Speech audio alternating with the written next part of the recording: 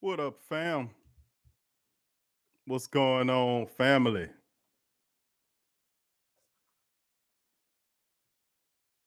How y'all doing, fam?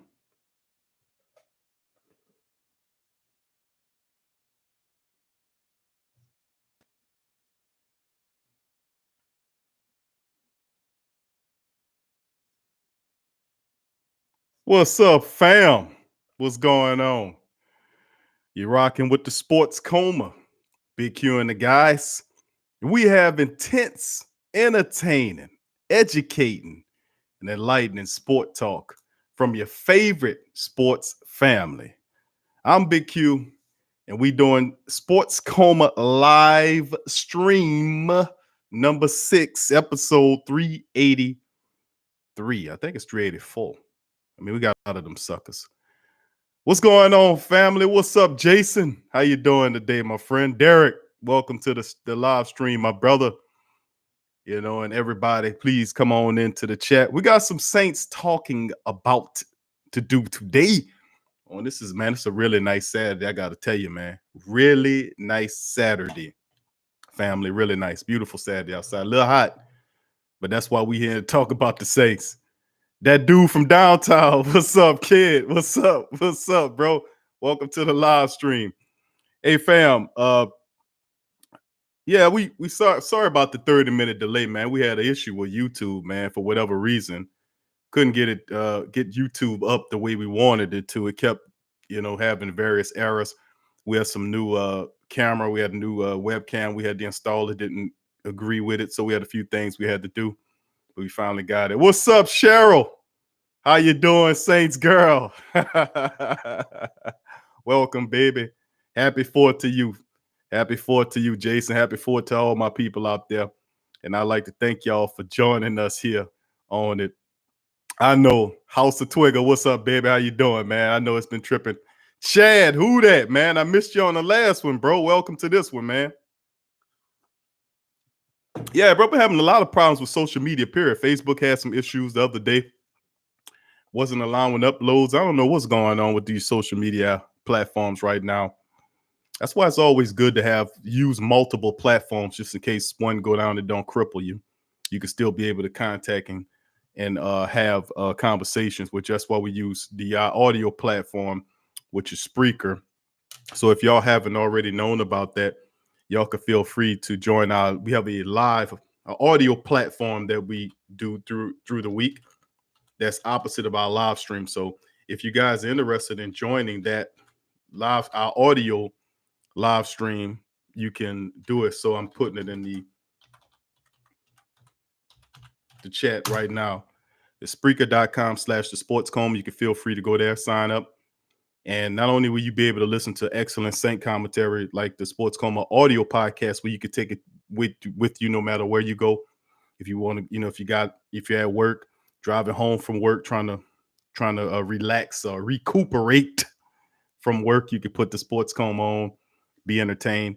Also on Spreaker, we have several other podcasts that we do that you'll be able to hear as well. We do boxing podcasts as well as the Pelicans podcast, and a lot to talk about from the Pelicans. And for those who are Pelican fans, family, you can feel free to join our Pelican Postgame Report channel on YouTube. We'll be doing a live stream later on today about what's going on with the New Orleans Pelicans, the latest acquisitions. Of course, now some moves are being made. Kawhi Leonard has decided to sign with the Clippers, and the chips are starting to fall as they may. We'll have some discussions about DeMarcus Cousins and other things. So Pelican Postgame Report YouTube channel, family, you can feel free to go there, subscribe, and then you can catch that as well here. Jason says Zion causing an earthquake in California. Can't wait to watch him play. He played really well last night. They had this first summer league game against the Knicks, and man, he was every bit as he was. This man is he's gonna be all right. We got a good one here, fam. Trust and believe we got a good one. But anyway, let's get some Saints talking here first, family. I'm waiting for some more of our family to filter in. Like I said, I'd like to thank Jason, Derek, the dude from Uptown, Cheryl, House of Twigger, all you guys for joining us here on our live stream. They'll have more of our family members start to trickle in as we have the discussion. Yeah, Jackson does look good too, bro. But in today's podcast, 384, we got a little Saints talk we're going to talk about in this live stream. We'll probably do like a little bit over an hour today, dealing with discussions. If we get some more little questions or more stuff, we'll kind of push it forward. But in this discussion today, what we want to talk about, I want to be able to go over this Onyemata thing, family. Of course, David Onyemata went through a drug rehabilitation. I won't call it a drug rehabilitation. I don't want to say drug rehabilitation program, but it was called a diversion program, whatever the heck that means. And we'll break it down. We'll get into this story, man, because this was other information that just came out about it that I wanted to share with the family. Of course, we covered the last live stream when I just leveled into Goodell for his heavy-handed practices with the New Orleans Saints. How you just, okay, if the man got an issue, you know, and he ordered some stuff in the package, we covered this, family. If he had an issue and he had some stuff in the package to hit him with a citation, didn't catch him smoking it, you know, and all this kind of old nonsense.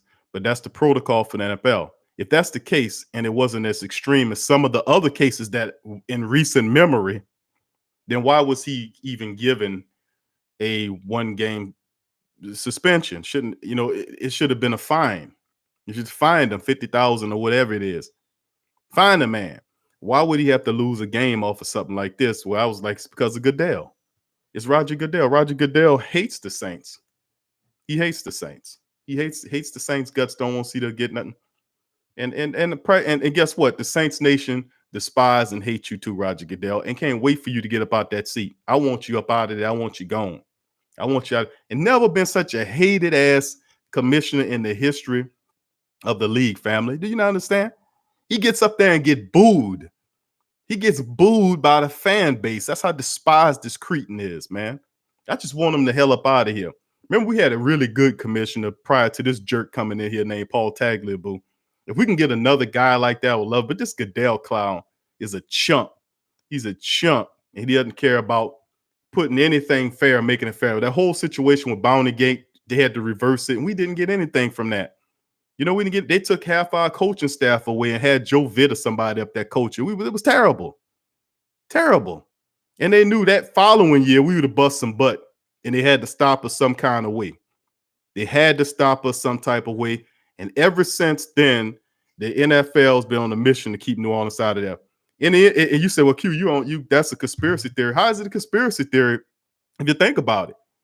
Who would have missed that obvious call? They had 3 referees on the sideline with that Tommy Lee situation. They could have reversed that. It was in the rule book. But he said, I'm not going to reverse it because that's with open Pandora's box. Do what? Doing it right? Open Pandora's box of doing it right, Goodell? But what you going to expect from a chump like that? Anyway, we're going to talk about the Onyemata specifics. I'm going to give y'all guys some information that I run across on that if you hadn't heard. Also, the Saints, man, they worked out another wide receiver. Were y'all aware of that? Were y'all aware of that, family? The Saints worked out another wide receiver. Another wide receiver. How many of them do we need?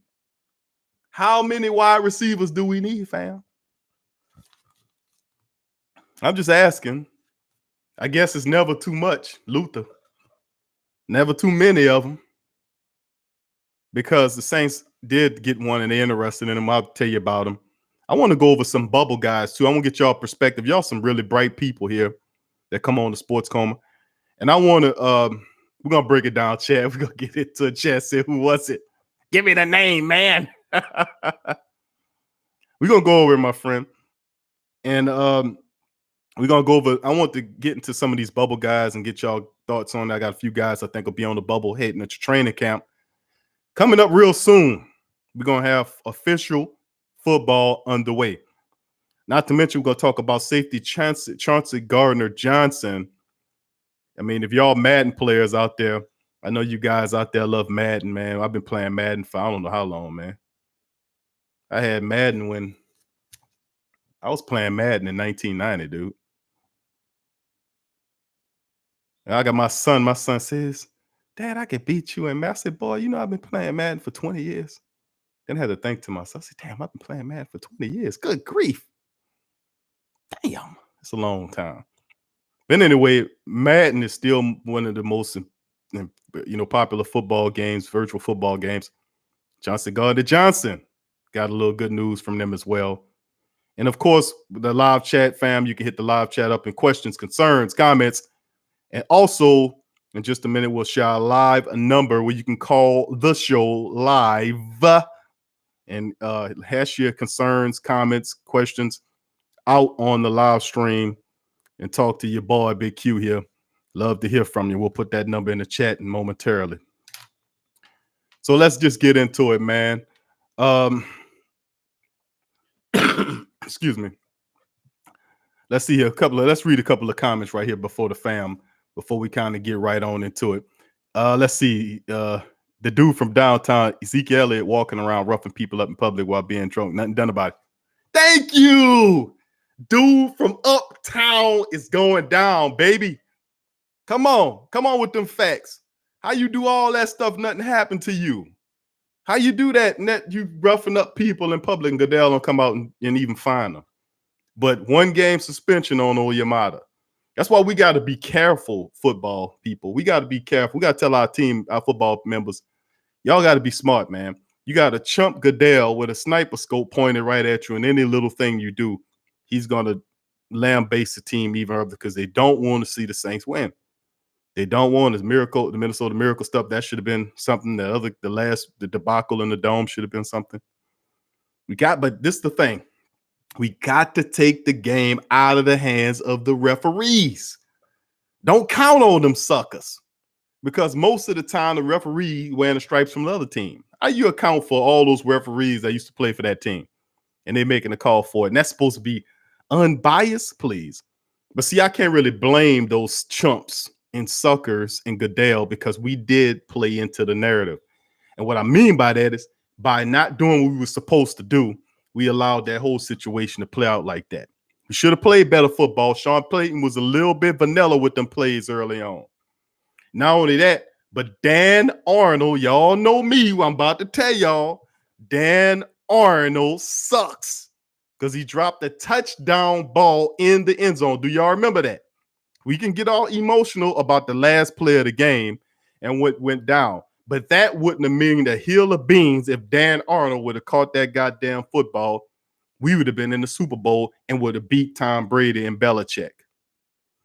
Would have been number 2 defending it. That's what I'm saying. We can't allow this kind of stuff to happen anymore. Dan Arnold dropped a touchdown pass. That's what happened, family. And I would say that was the main reason why we lost the game, because if he had caught it, we would have won. That's why I was like, at the end of the game, I would have cut his ass. See, you know what? I couldn't be the coach of the Saints because I'm too commonsensical, man. If a guy just drops a touchdown, see, I would have got rid of Marcus Williams too. I ain't gonna lie to you. When he whiffed on that, I was like, dude, I can't have a player that just fall apart in the most crucial times like that. You know? How can I explain that to the team?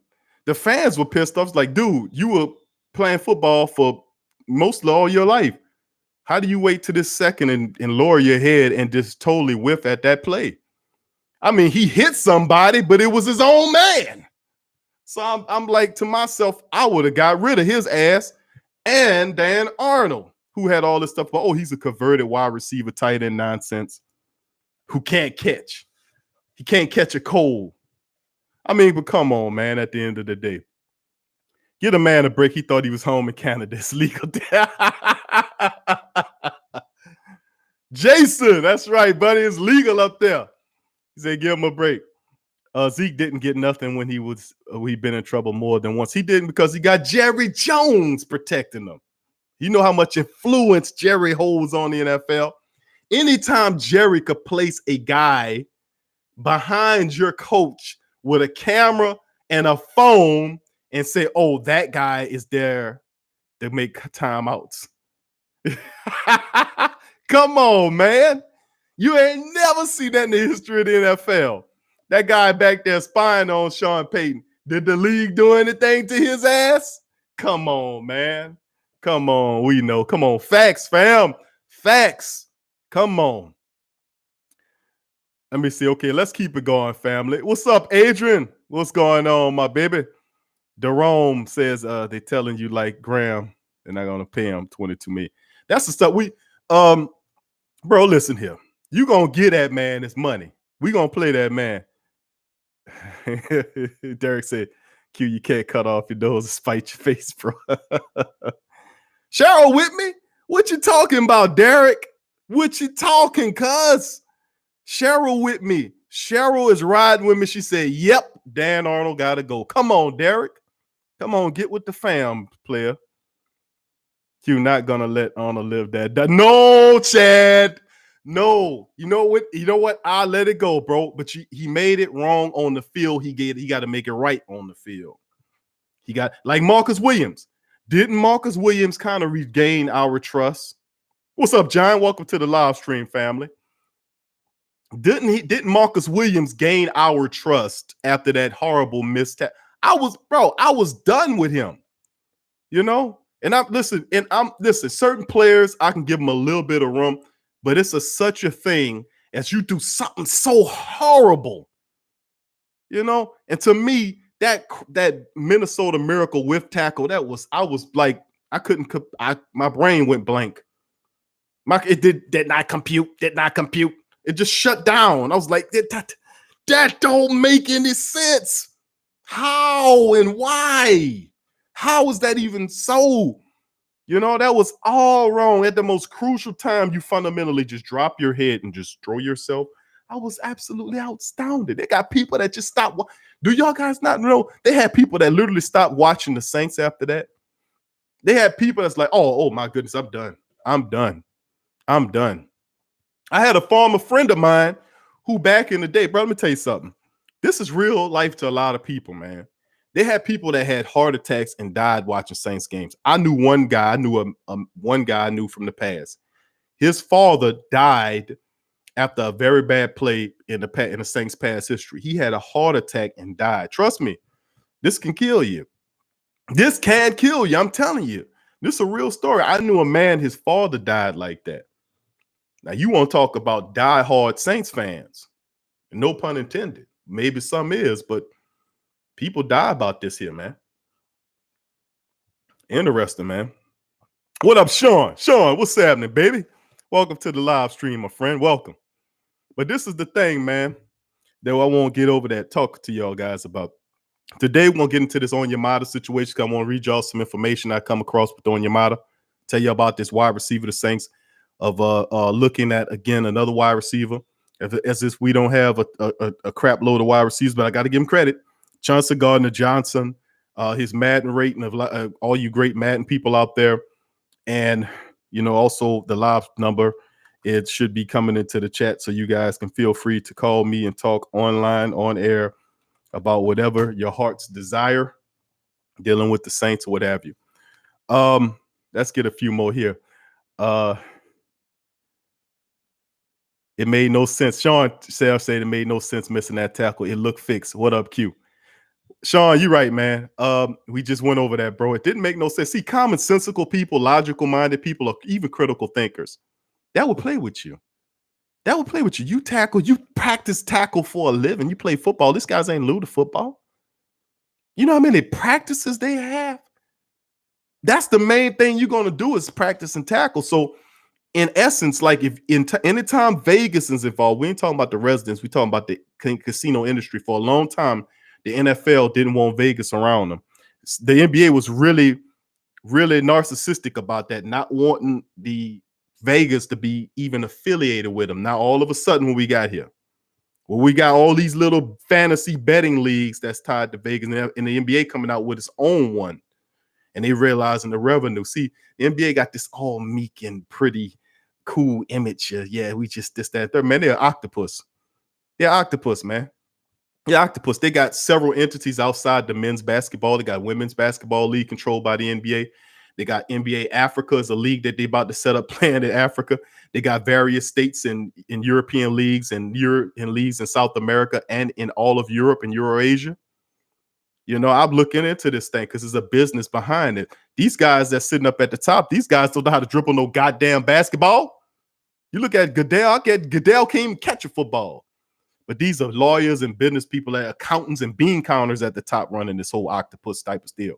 And if you think for a second that they don't want them big market teams to get in there and make that money, look where it was last year. Boston, which is one of the top, and Los Angeles, which is one of the top. You think that's by coincidence? They're a greedy operation. That's why the Saints can't make mistakes at that level. The guys got to catch the football when they do it and keep those no good interfering referees out of the pie. That's all I'm saying, baby. Crass, what's up, Crass? Welcome to the discussion, baby. Let's see here. Yep, I would have gotten rid of Tony Romo when he fumbled that field goal hole. Just yeah. He was crazy. I don't know. Romo just didn't have it, man. Hodell, that's what Jason says, needs to be nailed to a cross on the White House lawn, set on fire. Damn, Jason. Damn, that's rough. That's really rough. But I agree with you. How about that? Let's see. John said, we shall see, hasn't played an NFL down. Chad says, Peyton compared Arnold to Jay Hovacek. Oh, is he kidding? Come on. You think Jay Hovacek would have missed that touchdown? If Troy Aikman was throwing the pass to Jay Hovacek in the Super Bowl, you think Jay Hovacek would have dropped that ball? Sean need to cut that out. Dan Arnold is not no Jay Hovacek. He fought from Jay Hovacek. He ain't even Ernie Conwell. That's a little name to throw out there to y'all, Saints heads. Let's see if y'all get that. Y'all only true Saints fans remember Ernie Conwell. He ain't even Ernie Conwell, player. And that ain't no disrespect to Ernie Conwell, because actually Ernie Conwell is a pretty decent tight end in his own right. No problem. Saints bandwagon will take him back. That's right, Cheryl. Cheryl, you're wonderful. I'm glad to have you here. And Crass says Peyton compared Arnold to what we got on that. Yeah, we slammed that whole little theory. Jay Hovacek, you need to cut that out. Oh yeah, it wasn't that after the ramp. Yeah, come on. See, that should have been the story, but the whole narrative was behind this whole thing about we got robbed. And then the hysteria and the emotionalism of it, we all got trapped into it. Where everybody ran with the emotional parade, they were upset. And when people are emotional like that, you can't hold on, stop for a second, think. And when we that emotional, the logic center, that's what they tell you. You ask any psychologist to tell you when you over emotional, your logic center shuts off. What ultimately ends up occurring is you're riding this weight of emotionalism. We're not thinking correctly. So once the emotion subsided, I was saying during the time, if you go back and listen to the show we did right after the game, I knew who I was going right on in. And I went right on, tell him, Chad, I went right on in on Dan Arnold, where it's supposed to go, because his ass should have caught that ball. You think Jared Cook would have dropped that touchdown pass? I don't even think Garrett Griffin. Matter of fact, Garrett Griffin caught a touchdown pass in that game. Big ups to Garrett Griffin. He listened to the show. He would have caught that pass. He caught a touchdown pass in that game, by the way. It was Dan Arnold's sad ass, the one that didn't. And I ain't letting them forget it, because everybody else man, no, they robbed us. We ain't robbed, man. They ain't take it. We gave it to them. We donated it. And the top key contributor was Dan Arnold by missing that touchdown pass. You don't drop that's sacrilegious. You don't drop a touchdown pass in the NFC Championship game, family. Okay, you drop a first down pass or a second, I'll let you rock with that, even a third down pass. But when you start dropping touchdown passes in the championship game, man, that's unforgivable to me. No, you got to pay for that. But that's okay, because that's why Alizé Mack is in here. Alizé Mack gonna ride his ass right on up out of here to the practice squad. We'll see. Okay, oh yeah, it wasn't that after the game. Jared Cook ain't gonna drop no pass. That's right, Sean. Tell him. Crass said, Big Q, what are your thoughts on defensive that we signed Sylvester Williams? Can be a part of rotation. No doubt about it, man. No doubt about it, Crass. Remember, we covered that last show when we talk about Onyemata's one-game suspension. And I went over the depth chart, and I basically laid out all of the guys as particular. Sylvester Williams was one of the guys I named, plus Sylvester Williams, Taylor Stallworth, and what's the brother name, man? Young. Was it? Hold on, I got my depth chart right here. A lot of stuff going on, fam. Got a lot of stuff up here. Sylvester Williams, Taylor Stallworth, and Mario Edwards Jr. That was the three names I threw out there because I know Mario Edwards Jr. A lot of us forgetting about Mario Edwards Jr. Remember, he was one of those key reserves the Saints signed, and I knew they signed him for that very reason. They knew Onyemata was facing that thing. They knew that they were going to be without Sheldon Rankins for at least a month of the season. And you don't, even when he gets back, you don't want to really rush him back. You want to kind of bring him in there. And I think that's why Sylvester Williams here.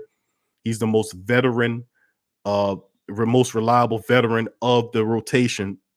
You know, Taylor Stalwart's very much a young guy. You don't know exactly what you're going to get out of Mario Edwards Jr. You know, he's a veteran, but Sylvester Williams is a nose tackle. And he's a big one. And you can't, and he sits there and he eats up two guys, and he provides. He's a really good, solid insurance policy. And he was, and that's why I was saying he was one of them dudes, man, that the Saints snuck underneath the radar. One of them under the radar signings that the people not talking about. They won't talk about the big guys, the initial 4 or 5 guys that were signed during free agency, but they're not going to talk about these other guys that the Saints were signing that actually would be solid contributors, that be really solid contributors to the team. And those 3 guys with Sylvester Williams, we covered this in the past live streams, with Sylvester Williams, who will take up for Onyemata's 1-game suspension, and Daniel and Sheldon Rankins, who will be out for at least a month or so. You don't have to rush him back into the matrix. But Sylvester Williams is a veteran. He's a big nose tackle. He's pretty good. And he was a solid addition the Saints had underneath the radar. The other 2 under the radar signings was Kevon Webster, the defensive back who was signed to be the 4th defensive back behind P-Rob, who's coming off a broken ankle. So if P-Rob's not up to speed, even though they're saying he's fully recovered, if there's a setback with P-Rob or if he gets injured again, you got Kevon Webster that can come in, who's a 7-8 year veteran who is actually pretty good, but you keep him moderated. Like, you don't put him in a starting mix, but having him as a key reserve is perfect for Kevon Webster. He's a guy that'll keep you from seeing PJ Williams and Ken Crawley before you walk in. And then the other signing was, of course, obviously the wide receiver known, my boy, man, I forgot the man name already. Good grief. Rashard Matthews. Rashard Matthews is our starting slot wide receiver. I've seen a few articles. We starting to win a few people over in the news media because at first they had Cameron Meredith beating them out. And then next thing I know, since we've been talking about it, y'all, it's all of a sudden everybody now is saying, oh, it's going to be Rashard Matthews. A lot of people saying Rashard Matthews don't count. Rashard Matthews don't count. He don't count. Oh, Cameron Meredith is going to beat him out. And what multi-universe or duplicate reality we talking about here? The man healthy. Cameron Meredith is not healthy. And I don't care if he was on the team a whole year before this guy got here. The health is the major issue. He got to make it to the field to compete with Rashard Matthews. And then that's auspices I'm looking at it saying Matthews is perfect for this system. You don't need a 6'4" slot man who can jump up and all this kind of stuff. Rashard Matthews perfect for the slot. Gets in there, makes things happen, catches the ball. He don't do all the silly stuff this other guy does, man. Plus, he's another guy that's a 7-8 year guy. See, these are guys that been battle tested. Sylvester Williams, 7, 8, 9 years. Kevon Webster, 7, 8, 9 years. Rashard Matthews, 6, 7 years. So we talking about veterans with 5+ years of NFL experience that you have in key areas of your team that help the young guys. They don't have to pressure the young guys to produce. It allows them to develop organically. And that's something that is really key for the New Orleans Saints organization. We're allowing our young talent to develop organically. Now, some of our young talent, like Elvin Kamara and Lattimore, these guys got super grow on them. Somebody sprinkled some super grow on them. The rest of them is different. Chauncey Gardner Johnson probably be one of these super grow guys too, because they seeing what we seeing about Chauncey Gardner. This dude running around the field in the mini camp, making plays on the ball. He don't even truly know what he doing. He don't know the playbook like that. But it's all instinctual, and this is amazing. Just what would have happened if he do. All right, family. Before we continue and get to our first line discussion, if you haven't already hit the chat up, please hit the chat up. Let me know where you're chatting from. That's one thing I'm gonna ask you, Yvonne family. Also, Derek likes that. Super grow. But yeah, before we go on, family, hit the chat up. Let me know where you're chatting from. I'll shout you out in your hometown. Also, number two, if you haven't already subscribed yet, hit the subscribe button, hit the thumbs up button to let more family members come into our conversation as we're talking about our beloved New Orleans Saints. And of course, all concerns, comments, and questions, don't be shy. Feel free to utilize the chat, or you can even call into the show. Our number is 504-475-4482. It's in the chat. Now, here we go, family. First discussion we'll talk about is David Onyemata's one-game suspension. We covered that, but this is a little back information I want to give you guys too about it. That Saints, now this was reported by NOLA.com, that Onyemata completes a diversion program and he won't be persecuted in a marijuana case. And I'm like, what the heck? What do you mean? So give me a second. We're going to sift through it and see if we can make sense. Now, he was being prosecuted on a misdemeanor marijuana possession citation. A misdemeanor marijuana possession citation. A ticket that he received after completing a pretrial diversion program. Now, the NFL recently suspended him for one game for a misdemeanor citation. Do you not understand, family, what I'm saying? When I have proof that this chump Goodell don't like the NFL, and the NFL officials following this, they're parroting his feelings toward New Orleans organization. This was a misdemeanor marijuana possession citation. It was a ticket. How do you lose one game of the season because of a misdemeanor citation? How? How do you do? How? And even more important, why? How? That's asinine to me. That's clearly ridiculous. Now, finishing the program allows him to put the legal case behind him as he prepares for the training camp later this month. It is not clear how long the program lasted, but they said he completed on May the 29th, and the charge against him was refused the same day. So let me get this straight. I got to take a sip on this one here. How the hell, how did you give him a one-game ban for something that they threw out? The cops themselves threw out. You see, this is proof positive, family. They said, well, what evidence you got the NFL on, like the New Orleans Saints, besides the obvious botchery of calls and decisions that they've been making against us? Not to mention, every time there's a call, something similar, something simple as this shouldn't have been a game suspension. It should have, at the very least, been a simple fine of some sort. Let's go on, Trey, family. Exact details of the Onyemata was required to do weren't available, but the program typically involves undergoing counseling and passing drug tests. According to authorities, a package seized by U.S. Customs and Border Protection Patrol in Buffalo, New York, on the 28th prompted Jefferson Parish office to raid Onyemata's apartment and the 5300 block of Citrus and Elmwood a day later.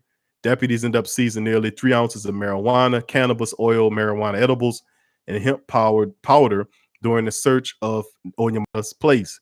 They believe the items were for Onyemata's personal use, and he was cooperating during the search.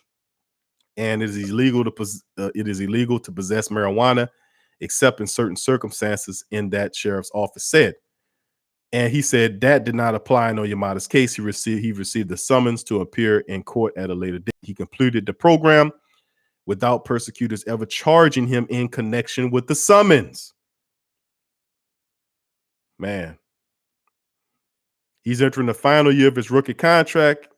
And of course, we know about his 4.5 sacks and 35 tackles in 16 games last year, plus 2 postseason contests. And he was given the name Ibuka and did not begin playing football until he was something to do between classes while he was at the University of Manitoba. Of course, he's a 4th-round draft pick in 2016. Has been a solid contribution to the Saints ever since, and it's absolutely insane, man, that he should face a one-game suspension for something as silly as something like that, which goes to show you, man, just goes to show you, like I keep saying about Goodell. I don't want to overemphasize the point, but maybe I should. Shit. Maybe I should. Because maybe this is the only way to get these dogs off our backs when it come down to this type of stuff. But anyway, 1 game suspension. There is no now. By the way, I know a few guys. Sean, you was one of them that said he should kind of file an appeal, but he's not going to do that. You know, several reports came out that he will not file an appeal, and pretty much the situation is behind him. He already set to do his 1 game suspension, and the Saints do have good depth to cover him in that scenario. So let's just put this in the file and just keep on adding about Goodell, and we're going to keep him down the line. Now, let's get into this next story, family. Then I'm going to start getting into some of your articles, some of your questions and comments that you're making. Let's get to this next story. Now, the Saints, of course, this was something I kind of picked up on for the Saints. Here you go, Chad. This one for you, baby. Marcus Sims is the name of the wide receiver he worked out for the Saints. He's the former West Virginia wide receiver, Marcus Sims, you know, who the Saints brought in for a workout on July the 1st. Now, he worked out for half of the NFL teams on Monday, according to draftanalyst.com. That's where this is coming from. Now, the Jaguars, Saints, Seahawks, Colts, Jets, Redskins, Chiefs, Browns, Eagles, Lions, Packers, 49ers, Vikings, Ravens, Raiders, and the Falcons. Who the heck is this guy? He worked out for all of those teams on July the 1st. He's out of West Virginia. I'm going to give you a little information on Mr. Marcus Sims. He's a 6 feet wide receiver out of West Virginia. And in the 3 years that he's been for 1,457 yards, 8 touchdowns, and he is let's see here, 8 touchdowns in his time there. Now, this guy is a pretty good speedster as well, as they told him that he is actually pretty good. Now, the 49ers and the Vikings both sent their scouting people, while the Ravens had their personnel direct on hand. The Raiders, meanwhile, had Mayock on hand, which is this guy is somebody that they're all looking at. Now, Sims is 40 dash times. He has several 40-yard dash times at 4.49, 4.45, and 4.40. Let me go over those again. He has his 40-yard dash times of 4.49, 4.45, and 4.40. His seconds were strong. Now, while he has a 36-inch vertical, and he showed decent hops for his position, while he's not considered to be a strong pro prospect, as Washington State's safety Jalen Thompson, Sims has a chance to be selected in the NFL supplemental draft. So, little information for you, family, about who this guy is. Marcus Sims out of West Virginia, and it is a strong candidate for the NFL supplemental draft. 6 feet, a 6 feet wide receiver that runs a 4.4 40, 6 feet, 194 pounds. And like I said, his best season was in 2018. He had 46 catches for 699 yards and 2 touchdowns. Don't seem like much, but they said that's a lot of personnel to go see one guy about, unless they see something in this guy. So Saints sent some representations up there to look at Marcus Sims. Could he be a possible candidate? Saints looking at speedsters. And the fastest guy on our wide receiver coach, Ted Ginn Jr., followed by whom? You know, you probably would have to go down a little bit and talk about guys like perhaps Cyril Grayson or Deontay Harris or Traquan Smith, who's quick in his own right. Dimension. Perhaps the Saints, the guy's a 6 feet, 194-pound wide receiver that has 4.4 speed. 46 catches is not nothing to sneeze at in college, fam. You know, so almost 700 yards, a couple touchdowns in the right system. He can make some noise. And they, like we said, several teams, a whole bevy of teams went to look at him, not just scouting departments, but top people. So it's something we should keep an eye on with Mr. Marcus Sims. Saints don't usually make too much happen in the supplemental draft, but perhaps they see something in Sims that they can utilize in the Saints. So the Saints looking high and low, got to give them credit for that. Anything they can to improve the wide receiver room. So big ups to them on that. All right, Derek, what you said? Derek says, "Do y'all realize how big of a contest we have at running back number 3 at the position?" We talked about that, Derek, last show. By the way, my friend, there are a lot of but behind Kamara and obvious Latavius Murray, we got Buck Allen, Dwayne Washington, Devine Zigbo, and Matt Days. So yes, sir, that is quite a large contingent of people battling for that 3 position. But it is possible that the Saints do keep 4 running backs on a roster. So if you were in control of the decision making process, which third wide receiver would you keep? You know, y'all chime in with that, family. What third, if behind that third wide receiver position, which one of those guys would you keep? Divine Zigbo is my favorite undrafted gem. I'm gonna just be honest with you. I like him a lot. I think he can help you a lot. He's fast. He's a good north-south runner. Got wiggle. He can catch the ball out the backfield. Got good vision, and it take more than one guy to bring him down. Divine Zigbo, plus he's on a cheap deal. He can help you from the third wide receiver position. He got good speed too. You got Matt Days, who's mostly a scat back, receiver back type of guy that can do a few things for you. Then the Saints not drafted, but they signed a proven running back behind. This is something that maybe we disrespecting Buck Allen, man. That was something I thought about yesterday. I mean, not yesterday, but last week after we did the podcast. The live stream. I was saying to myself, man, I think we might be overlooking Buck Allen a bit. The Saints did give Buck Allen a 4-year deal. A lot of people don't believe me, but I invite y'all to go look it up. Punch in the Google machine and see that the Saints signed Buck Allen to a 4-year deal. They wanted a veteran back behind Latavius Murray and Elvin Kamara, and they signed Buck Allen. Now, Buck Allen ain't the fastest running back in the room, but he's a guy that runs north and south. He's a hard worker, a durable back. You want somebody like Buck Allen on your team, the dirty work guy. Kind of, Buck Allen, if you watch his statistics, he watches his running style and the way he plays, he reminds me a lot of Tim Hightower for whatever reason. Buck Allen reminds me, not exactly Tim Hightower, but he puts me in mind of Tim Hightower for whatever reason. That's what I get when I look at Buck Allen's footage.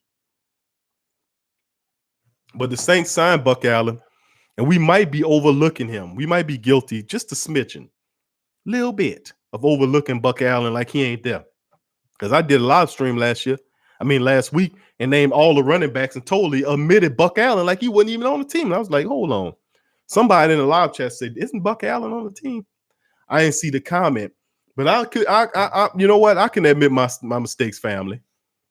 I can admit my mistakes because Buck Allen did get a 4-year deal from the Saints, and he is a veteran running back who's a north-south runner who got a little catch out the backfield. He can be helpful to you.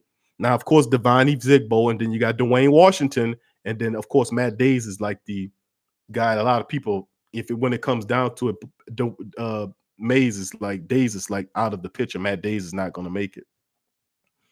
But Buck Allen, yeah, I could. You know what, though, Derek, you're absolutely right about that third wide receiver, running back position. It is kind of wide open. But if you look at it, Dwayne Washington doesn't have a lot of experience, but he has a good running style for the Saints. My mentality was always to kind of keep a guy that can do a little bit of what your number 1 and 2 guys can do. Now, this running back room could be muddled a bit by a decision made by Darren Sproles.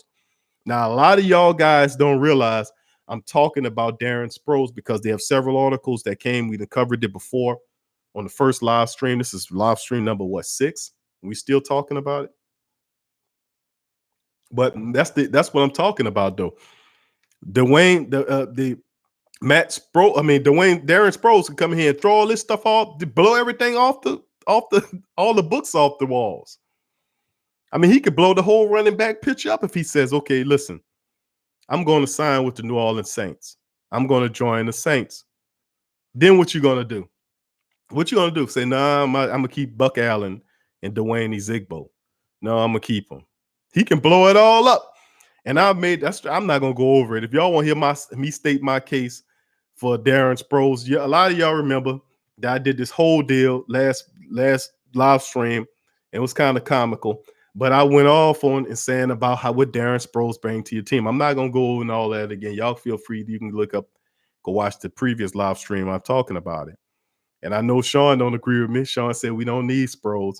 But Sean, if it's a Super Bowl or bust year, and obviously Sean Payton's looking high and he's looking low for talent, he is not going to overlook Darren Sproles, a guy that can come in and do a lot of the things Alvin Kamara can do. Because basically, Kamara, when Darren Sproles was here and he was the younger Sproles, those things that Alvin Kamara was doing, Darren Sproles was doing similar things in that offense. He also not only just does the running back stuff, he also can play a little, come out there and do wide receiver stuff for you. He also can help you in the kick return and punt return game. He gives you a veteran return man. Currently, you do not have veteran kick returners on this team. You got a veteran punt returner and Marcus Shrells, but you do not have veteran kick returners on this team. You got two rookies. You got a guy that can get in the kickoff game for you as a veteran and don't fumble the damn ball. So that's what I'm saying in terms of what Sproles bring. He just doesn't come in here and just sit at the number 3 running back position. What he does is he overall elevates the ability of your offense and special teams because he's known to make plays. Now, he's not as fast as he used to be, but a 36-year-old Sproles is still better in the Saints offense than some of the younger guys that they have on roster. They won't be able to use those younger guys like that, and you cannot discount his experience and his talent. I'm just saying, if it's a Super Bowl or bust year, what's the matter with having this man here for 1 year if it's doable? A lot of people say, no, we had him here before. We had a lot of guys here before that came back again. That's what we do. If you do right, we let you back in here. If Junior Gillette wasn't so stupid and won't talk about Sean Payton being crazy for the stuff out there, he would have made it back here. He would have came back here. But he basically burned the bridge. He could never get back here. He would have been a key signing for the Saints. You don't think the Saints would have signed Junior Gillette if he would have left right? The Saints bring guys back all the time. They do all the time. You come on right on back here. Welcome on back to the look of Benjamin Watson. Ben Watson, he let him right on back up in here. And it's not just Ben Watson. It was other players too who the Saints had on here and didn't decide to recycle back to the team. After all, we are the Saints. We are the Saints and we believe in forgiveness. We are the Saints. Remember that first and foremost, family. All right. Derek says Zigbo and Buck Allen, his two favorite guys, emitting Sproles. That's just a thought now. Just a thought. J-Live 504, what's happening, baby? He says, I think Craig Robinson needs to take AJ Klein's spot and look. I like Klein, but Robinson gives the defense swag, and every time he gets the opportunity to play, he's on the field. Yeah, J-Live, I'm going to tell you, Craig Robinson, one of my favorites too, man. I like Craig Robinson, but I like AJ Klein a lot too. AJ Klein is getting paid more than what he's supposed to get paid, and a lot of people not talking about that. But I think this is his last year or so or something like that. So he could be somebody the Saints take money from this year. He might be able to get some of that money back, but the Saints are not taking any chances at the linebacker position. After years prior, remember, we being spoiled a bit with Demario Davis being here the last couple years. Because prior to that, we were having musical chairs at the middle linebacker position. You had AJ Klein getting hurt, Craig Robinson getting hurt, Teo getting hurt, Alex Anzalone getting hurt. You had musical chairs at the linebacker position, middle linebacker. When you signed Demario Davis been there ever since. He hadn't missed a beat. He's basically solidified the linebacker position. He never leaves the field. He's the one constant in the linebacker room. And since he's been there, he's helped a lot of the other linebackers keep their snaps down where they don't get hurt. They get dinged up. But Demario Davis has been a guy that you got to give a lot of credit to. AJ Klein is overpaid. I like AJ Klein. He listens to the show. But real is real, man. I'm going to be honest with you.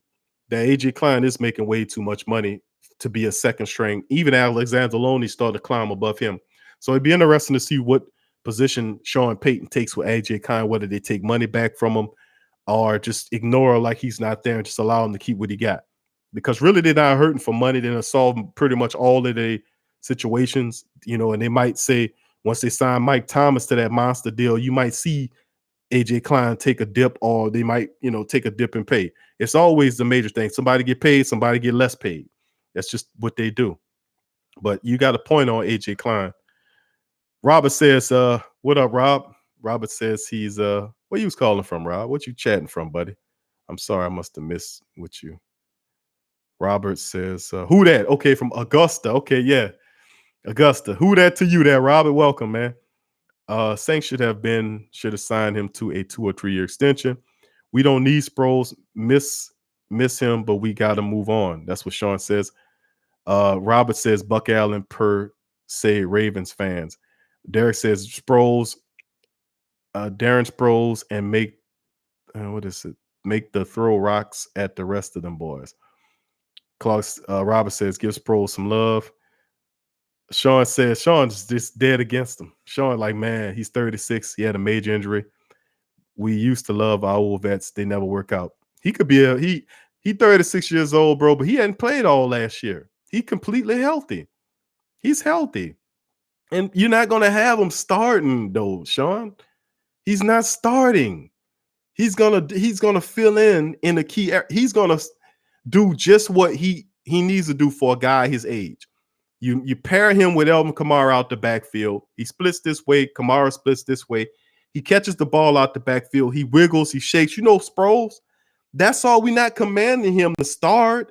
We just need him to do what he do in that limited capacity. It's an extra weapon to the offense that they can't game plan for. That's all it is. And if he comes in here and gets you 4 or 5 touchdowns in 1 year, that's better than what a rookie that's going to take his. Them rookies not going to see the field, Sean. You and I both know that. The rookie running back that Sean Payton, if Devin is Devon X Zigbo makes the roster, you know, barring injury, he's never going to see the field. But if Darren Sproles is at the third string, Sean Payton's going to find a way to get him there. He's going to get him out there. And tell me this. Do you think it's worth it if Sproles gets you 5 touchdowns in any capacity during the season? You know Devon Zigbo's not going to get you that many touchdowns. We know Darren Sproles can catch it out the backfield if you need him to be. He can fill in and then I would sign him off the mere fact that he's a great insurance policy for Alvin Kamara. What if Alvin Kamara gets hurt? What happens to the Saints? Then we're going to turn it to a running back, a bruising Pittsburgh Steelers type old school offense where we just hit him with the battering ram, known as Latavius Murray. You know, that's what I'm saying. I'm looking beyond his age because I know it'll just be a 1-year deal. And I would look at positions that he can help us in. He can help out in the kick return game. He can provide as a third running back. He gives me insurance for Alvin Kamara, so I don't have to beat him up to death. I can put them both in the same backfield, split them out, give Drew Brees another option that he trusts. He trusts Darren Sproles. He has to develop trust with these other guys. Sproles knows the offense. He's had major success. Sproles knows the offense. He knows the coach. He knows the quarterback. I mean, and if he comes cheap, why the hell not? You know, it's in my opinion, it's just what it is. But Sean just not sold, but I just believe that we got enough running back talent, right? I got you, Sean. I know you like Buck and Devine Zigbo, brother. I know. But you know, I'm telling you, that's something you got to look at. If Alvin Kamara go down, you gonna lean on Buck Allen? Huh? You going to the Super Bowl with Buck Allen? No, bro. We need some people that we can count on here. And I'm not being disrespectful to Buck Allen, but it's a different thing that he gives that a guy like Sproles who knows can come in and do. I'm just saying, brother. You know, me and you here. But at the end of the day, you know, I'm just saying, I respect you. Carlito Saint, what's happening, baby? I say 20.2 million for Thomas. I'm about that. I'm saying that, but you got to break him off though, man. Because if he gets mad and he gets pissy and he decides to go in the market, you know he can get more than that, right? You know he's gonna get more than what he's asking for in the market. He's saying 22 now, but if he get in the market and they start bidding on him, that can get up to 25 million. I know it sounds crazy, but I'm telling you, these guys, they're gonna throw some money around to get Mike Thomas. So the Saints better be smart about this here thing. Don't piss him off, you know, because you ain't a Super Bowl team without him. If you got to pay him 20 million, everybody's saying, you know, Mike Thomas. That's what happened when you have great wide receivers. You got to compensate them. Elvin Kamara, Lattimore, these guys are going to be perennial all-stars. Pro Bowlers for years to come. You got to pay them, men. You got to pay them. And if you don't pay them, then you're going to have teams like Tampa Bay, Carolina, and Atlanta just getting over you, screwing over you every year. You want that? Do you want this? Like, oh, man, we need a wide receiver. You had one. You chased them off. No, pay him his money, man. Give him his money. I say, like I told you about my grandfather, who was the guy who always taught me, if you go to a car dealership, don't give them what they got on that sticker price. Don't give them what they want on the sticker. You try to take what you have, try to get that car for as close to what you wanted as you possibly can. That's old knowledge, old wisdom. But I understand they're going to try to employ that. But the reality at the end of the day, the Saints could pay all of them men, man. They could pay them all. They're worth, what, $5 billion? They could pay them all, and Mickey can manipulate with his mind games and his Jedi mind tricks, contracts, and phantom years and all this nonsense. We can get it done. But you ain't a Super Bowl team without Mike Thomas. We got to, that's what the greatness of being great is. You think great players going to play for cheap unless you're Tom Brady. Unless you're Tom Brady, who take, what, $17 million or something like that? So they can go and build a team around him so you can keep on winning Super Bowls. Tom Brady does that because he can supplement his money elsewhere. But Drew Brees ain't like that. Drew say, man, I'll let you slide my money back in the signing bonus, but I want all my goddamn money. Drew wanted all. Okay, let's take a look at this. Carlito said that, speaking of Manti Te'o, I feel it was a mistake to let him walk. I remember that the Falcons game, and without him Freeman, we would have ran all over us. He had a really good game, Manti Te'o, but like Carlito said, look what Carlito said right underneath that. Jason said Caden Ellis. You see what I'm saying? The Saints are deep at that position. Then there was the other linebacker that's a special teams linebacker that we're not making mention of, Vance Beigel. Vance Beigel is another dude that plays really well. Saints have some really interesting linebackers underneath that they've been looking to kind of supplement underneath the big three. We had that big three: Demario Davis, AJ Klein, Alex Anzalone. Then that's Coach Craig Robinson. That's what Craig Robinson's the fourth linebacker there. Then they wanted a young guy or so to fit on who can play special teams that can learn the position. Caden Ellis is a really good player. He's got a good pass rush. He kind of looked like a lean safety to me. Need to put on a little weight, but he's very quick, and he has that NFL bloodline with his father, Luke Ellis, who was a 2-time Pro Bowler. So hopefully that rubbed off on him as well. So Jerome said 2 power backs. I love it. I love the power backs, man. I'm a fan of old Craig Ironhead, Craig Ironhead Haywood. This Latavius Murray move, I like the move. I didn't like it at the expense of Mark Ingram. But if you got to replace Mark Ingram, get yourself a Thunder and Lightning combination. That's pretty much what this is. Latavius Murray won't be knocked down by one dude. It takes 2 guys to bring this freaking guy down. He a red zone weapon. I'm telling you, this man getting a red zone, he going to get the Saints at least 6. He going to get at least 7 to 8 touchdowns on a running game. When they put him down there, they ain't going to bother with Alvin Kamara. They're going to put it in Latavius Murray hand, say, Latavius, go get that touchdown for us. Yes, sir. He get out there, put his head down, take 3-4 freaking guys holding on him. You know how I know? Because he used to kill the Saints when they played. The Saints climbing all over him and people falling all over trying to catch the damn man. The Saints know what they're doing. They got tired of them being the ones climbing on top of him trying to bring Latavius Murray down, man. So I love that. Big ups, Carlito, for sharing that. Sean said, you're right, Q. He going to do what he do for the guy that says sit and eat his raisin bran. Yell at your people. Excuse me. Y'all, something else, man. Jerome said 4 running backs will keep. I hear y'all though, says Sean. Revolt Control Radio. What's up, fam? He says, not feeling the Sproles things. Let me tell you something, Revolt. A lot of people feel like you, man. They feel like you. Now, it's not official. It's not official. But I'm saying that if he's reporting to us that it's 3 teams that he's considering, I'm only, you know what, fam? I know it's a lot of speculative stories, out there. Just throwing in the cycle, because sometimes you get a slow news cycle, and you got to throw something out there to kind of spin it, to kind of keep selling papers or what have you, get people interested. But at the end of the day, all I'm saying about the Sproles things was piquing my interest, because I was like, y'all guys, like, man, Sproles, what? Oh, man. Oh, I was in Sean's mind. Me and Sean was right here. But at the end of the day, you got to understand why I said start seeing something there. And I'm gonna tell you what happened. When I started getting into it, and I seen several stories saying that Sproles was working out. Matter of fact, there's footage on Twitter and you can find it on Facebook as well, of a Sproles working out with Drew Brees in California. And so it hit me. I'm like, okay, if it's nonsense to me, and Sproles chose, he's saying 3 teams he used to play for, he's considering. It's the Eagles, he's considered the Eagles, he's considering the Chargers, and he's considered the Saints. Now, the Chargers he played for, when he played with the Chargers, he was there with Drew Brees. That's link number 1. Number 2 is he was training out there in California with Drew Brees and Chase Daniels. Now, this is the thing I'm saying about the whole thing, that if he is considering signing with the Eagles, the Chargers, or the Saints, then why the hell he ain't training with staff from the Eagles or staff from the Chargers? Why is he with Breeze? Is that an inkling into, you see what I'm saying here? You could train with anybody in the world. You can get out there and train with Phillip Rivers. Why Phillip Rivers ain't throwing the passes with that ugly sidearm motion? Or why he ain't throwing passes with Philly staff? I know Wentz ain't totally healthy, but he could have been up there in Philly getting passes thrown for him by their staff. Why is it Drew?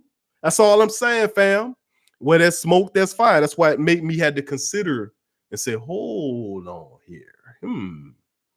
My detective mind, something's awry here. Why is Drew Brees throwing them passes? Why? And I was like, what's going on here? That made me started kind of looking at it funny. And I started thinking, I was like, man, so is it a possibility? If it is, of course it's a possibility. You're on the list.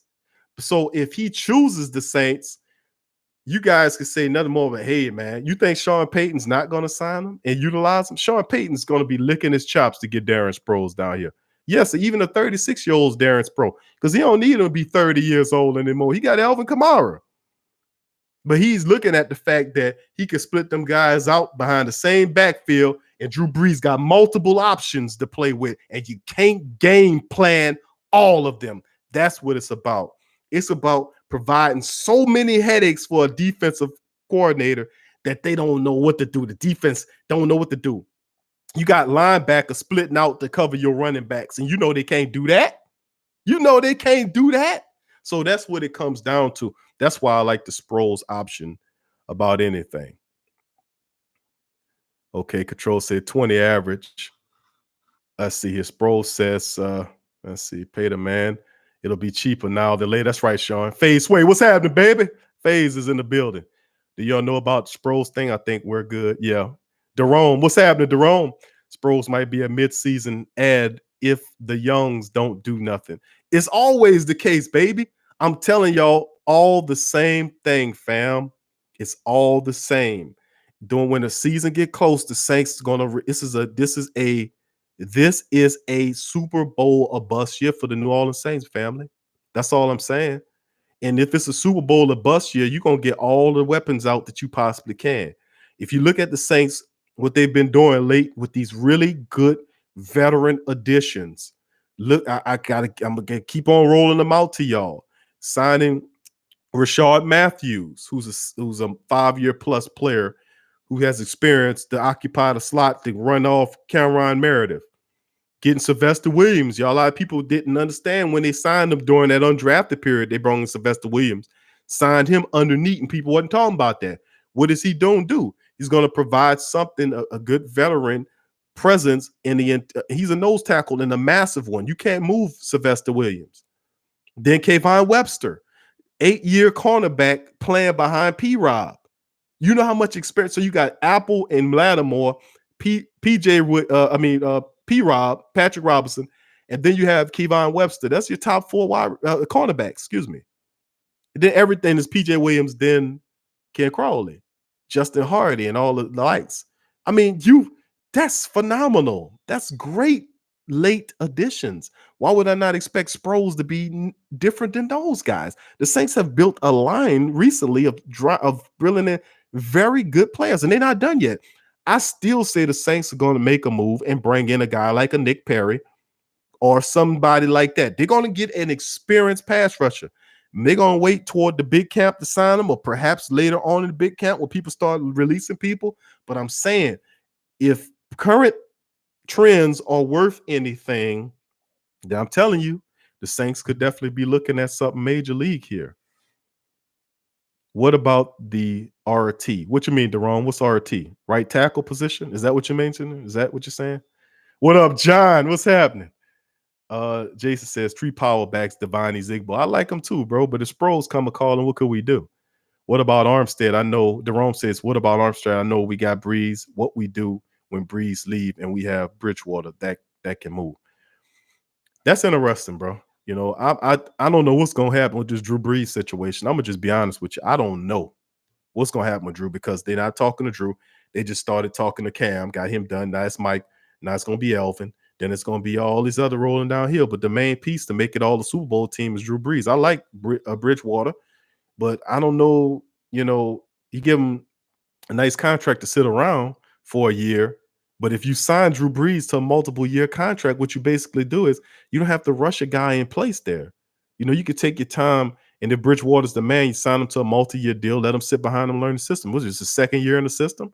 I still want him to learn at least another year under the same system, like what Aaron Rodgers did.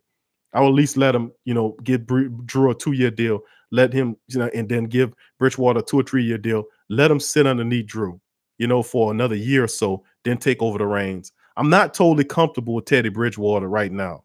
I think if Drew Brees is still playing at a high level, you keep him there for another couple of years, then you move out of it.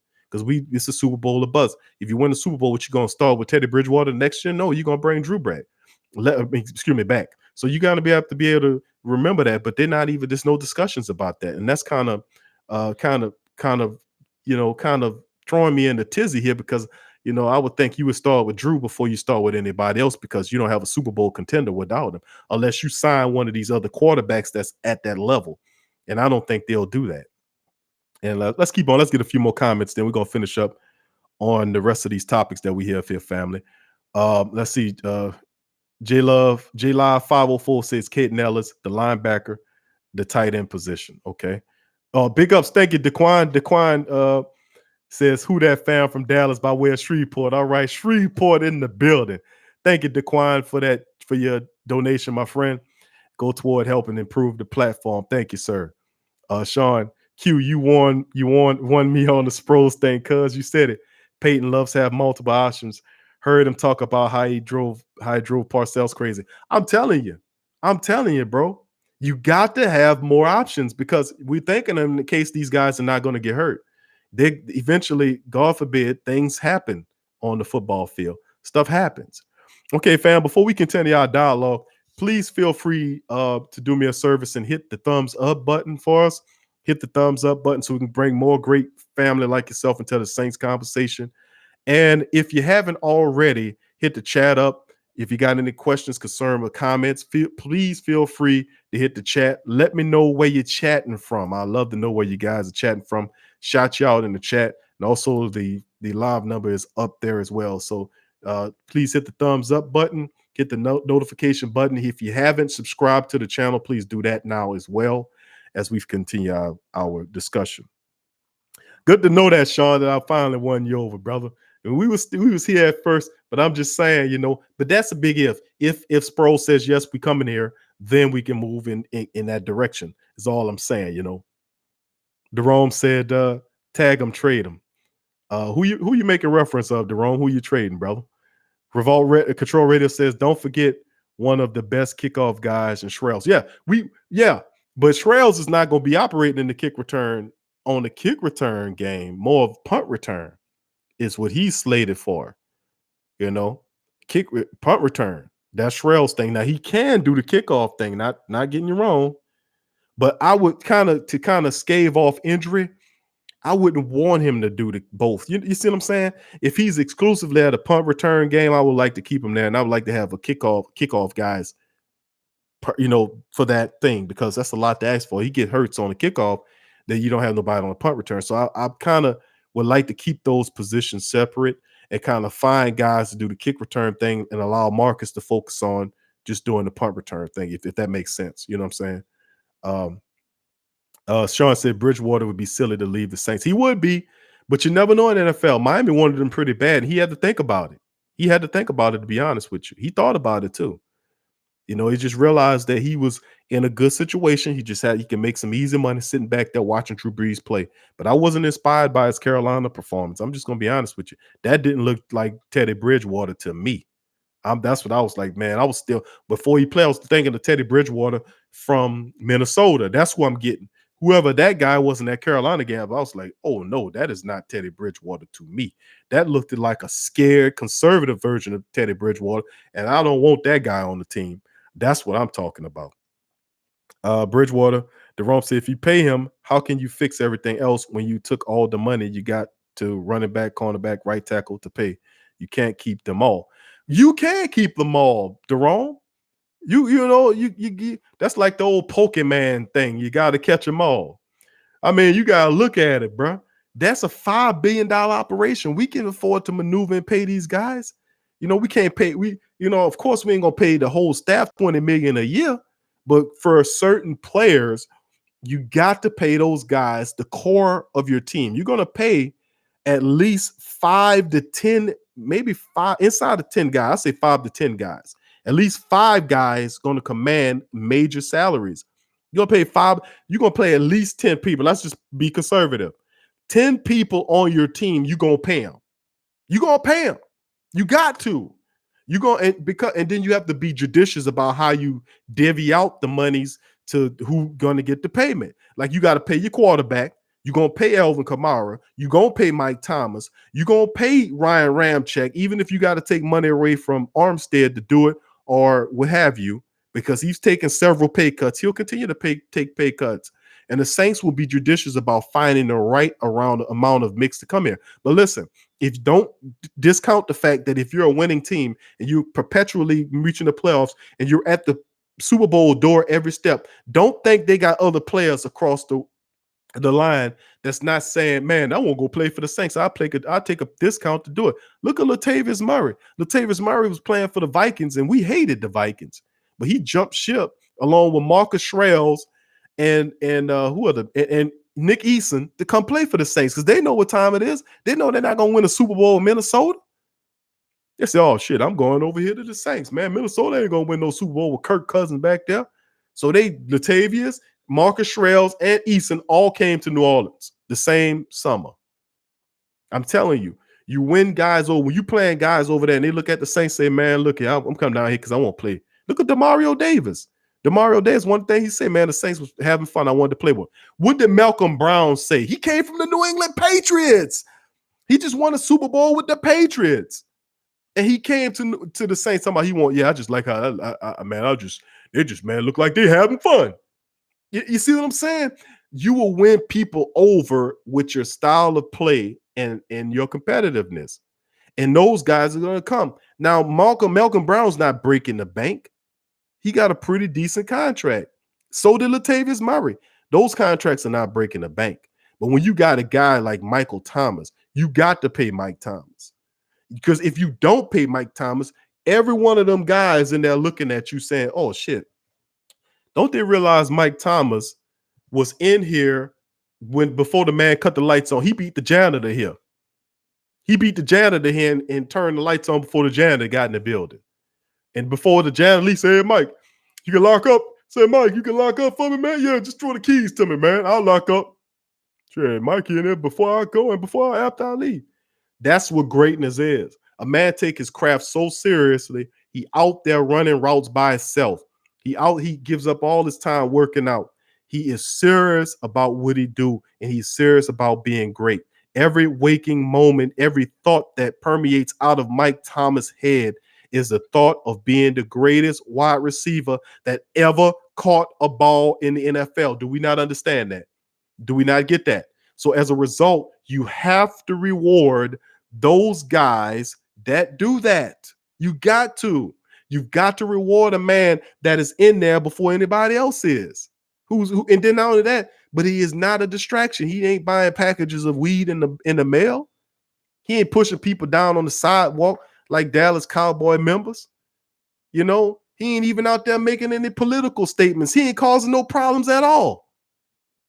You know, he ain't doing. The man goes. He's a solid individual. The man goes help build houses. He helps people. And you're not gonna pay that man. And his production, his character, the fact he don't get in trouble. He ain't no black eye for the organization. You ain't gonna pay him. No, you gonna pay Mike Thomas.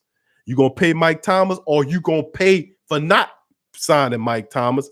If Mike Thomas leave, how silly you gonna feel if he go into the arms of the Atlanta Falcons or the Carolina Panthers, and then you got to face his ass twice a year. If you don't pay Mike Thomas, you gonna pay for not signing Mike Thomas. And they say, well, $22 million too much. Q, it ain't too much, man. You know how much these damn people be making? Don't short the man. Don't short the man. The man saying this is how much I'm worth.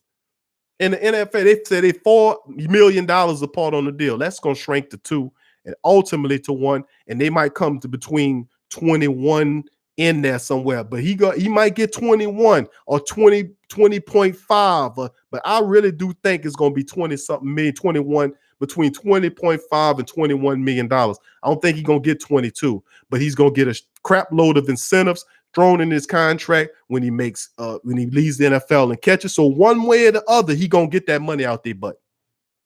But you understand, they making money off him. You don't think he gonna say, listen, man, I done played off this rookie. I done outplayed my contract. Why ain't nobody talking about that? Like, oh no, Mike Thomas, he wants $22 million a year. That's ridiculous. Oh, that's terrible. But Mike Thomas playing on a rookie-ass contract, getting to the Pro Bowl, leading the team in receptions every year, but nobody says nothing about him being underpaid then. When he opened his mouth and say, pay me, we all got a problem. We can't be like that, family. We cannot be like that. Come on now. That's why I like thinking like that. Because you got to understand, you can't say one moment, oh, Mike, nobody was opening their mouth saying Mike Thomas, man, oh my goodness, Mike Thomas is outpaying his rookie contract. Oh, he's making too much little bit of money playing on that contract. The Saints need to pay him. And Mike Thomas says it's time for you to pay me. And everybody in the uproar. Oh my goodness. Oh Lord, no, $22 million. Are you serious? Do you not understand? You don't have a team without some of these points. Your team goes down like this without Mike Thomas. Come on now. Mike Thomas bested some of the best cornerbacks in the NFL. Come on. He made Marcus Peters, who's a pretty good cornerback, look like crap. Marcus Peters couldn't do a damn thing with him. How about Xavier Rhodes? Xavier Rhodes, big physical cornerback. He was throwing Xavier Rhodes all around the place, dogging him and everything. Come on. And there was a time when Drew was looking for Mike Thomas. Most sure-handed receiver that you have. That's right. I said it. He most sure-handed receiver that you got. And at the end of it, barring injury, Mike Thomas is going to own every wide receiver record the Saints ever had. He's going to make you forget about Marcus Colston. And I love Marcus Colston. And he's going to be a Hall of Famer when it's all said and done. And you know why? Because that's how he plays. But nobody won't talk. Oh, whoa. Mike Thomas is the darling of the NFL till he opened up that mouth and started talking about it's time to pay me. Oh, no, 22 million. Oh, no. And you got Saints family out there. They acting like they got to pay him. They digging in their pocket like, man, hold on here. How much I got here? Oh, man. Oh, I can't pay you, Mike.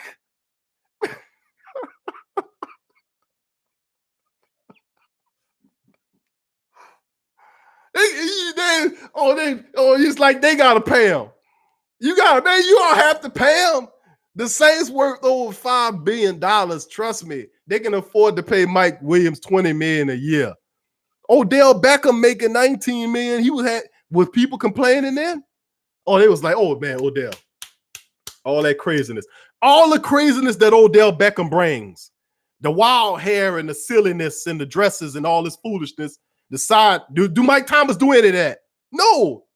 Mike Thomas is the most quietest star I've ever seen. Coming out, they knew what he's going to be. Nothing. You gets nothing bad. He don't get into no problems, no nothing. He do everything right. Oh no, no, no, no, no, no, no, no, no, we ain't gonna pay him. Oh, that's too much money, Q. Come on, fam. Come on. Not too much money for Mike. It ain't too much money because if he gets in the free agency, you gonna really see what too much is. You gonna see it go from 22 to 25 to 26. Don't pay him and watch what happens. Don't pay him. I'm telling you, you better get them. You're getting them at a discount right now. A discount right now. It's a discount right now. It is. I wasn't even going to talk about Mike Thomas today, family, but I had to let that one out. Johnny the Dread, he brought that one to my attention. Let's see. Let's get to some of these, fam. I love Mike Thomas, but I think about the offense. He and the quarterback throwing to him, the offensive line. It is all about Sean Payton's system. He's in just a guy who can catch and run good routes. Come on, Daron. Come on. Now he's just not just a guy, man. He ain't just a guy, man. You don't make half the league's top cornerbacks look like nickelbacks when they play them. I mean, come on. He commands double teams on that side. By mere fact that you got safeties that got to cover him, that takes away other areas of field that allow players to ball out of control. You see what I'm saying? He affects the field in such a way where it forces people to double team him. If it's double teaming him, that's one less guy you got to worry about that they can run matchups for. If they're doubling Mike, then you got Jared Cook. Now, most time it was doubling Mike and he's still churning out stats. Do I have to pull up his stats and run his stats down to everybody? Have we forgotten his statistics? Have we forgetting the fact that he hadn't missed any games? Are we forgetting the fact that he's a model citizen? Are we forgetting the guy that he's high production, model citizen, great guy, a pillar of the community, and all he does is do right. He's in there working all the time, and that's who the guys you are supposed to reward are guys like that. Is my point. If you don't reward him, you're setting a bad example. You are setting a bad example. If you don't reward Mike Thomas with close to what he's asking for. And it's my estimation, it's a discount because if he gets on open market, he's gonna make 25 million or more a year. And y'all know I'm telling you the truth. Facts. Sproles and Breeze have a bind. This was Cheryl saying. Cheryl's adding that smart commentary. She says Sproles and Breeze have a bind, just like a great friendship. We don't have to talk. We don't have to talk daily, but if you need me, I'm here. Thank you, Cheryl. Cheryl, you're awesome. I want you to continue to come to our live streams. That's a wonderful sentiment, and that's exactly the truth. Drew's calling his friends. Look, man, I need help over here. I'm trying to win the Super Bowl. Can you help me? Yeah, man, I can help you. Let's just see what they're gonna pay. But Sproles he won't try to get some money because he know if I'm gonna come, I'm gonna do some stuff. I'm gonna be productive for you. I'm gonna do some work for you. I ain't gonna just collect a check and go sit in the other room. You know, I ain't gonna just hold a spot. I'm gonna do something for this money. What up, Tony? Tony's in the building. He said, I'm late to the stream. What did I miss? You missed everything, Tony. You missed a lot, Tony. Preach, it's the Saints culture. Yes, sir. Bridgewater didn't want to get exposed in Miami. I mean, who turns down a gig where they asking you to be the man? I mean, hell, even Daniels left for greener pastures. Bridgewater's plays scared now. Thank you, Jason. Is he plays scared? The Carolina game, I know I'm basing it on that. That's all I got. You watching the mini camp is pretty much the same thing. I mean, what can I tell you about Teddy Bridgewater? What I remember seeing Bridgewater in Minnesota and what he was against the Carolina Panthers wasn't the same Bridgewater. You know, people running around his feet, he getting, frizzled about it. No. But seeing him in minicamp, his numbers should be a lot better than what they are, but they're not. I mean, it's just like, I'm not sold on him, man. I'm not. I need to see. I think he needs to sit in the Saints in behind Drew Brees another year or so if he's going to be their parent. But if that's the method, you can draft somebody to do that for a lot cheaper. I mean, seriously, if we give Drew Brees a 2 or 3 year contract and he can still perform at a high level, then we can groom a quarterback naturally, organically behind him. If it's not Teddy Bridgewater, you get me? That's all I'm saying.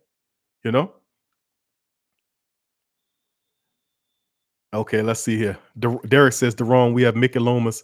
He has an endless supply of Mickey money. Every Mickey dollar is worth 10 regular dollars. Excuse me, family. I got a kind of head cold and working out, family. I said, you know what?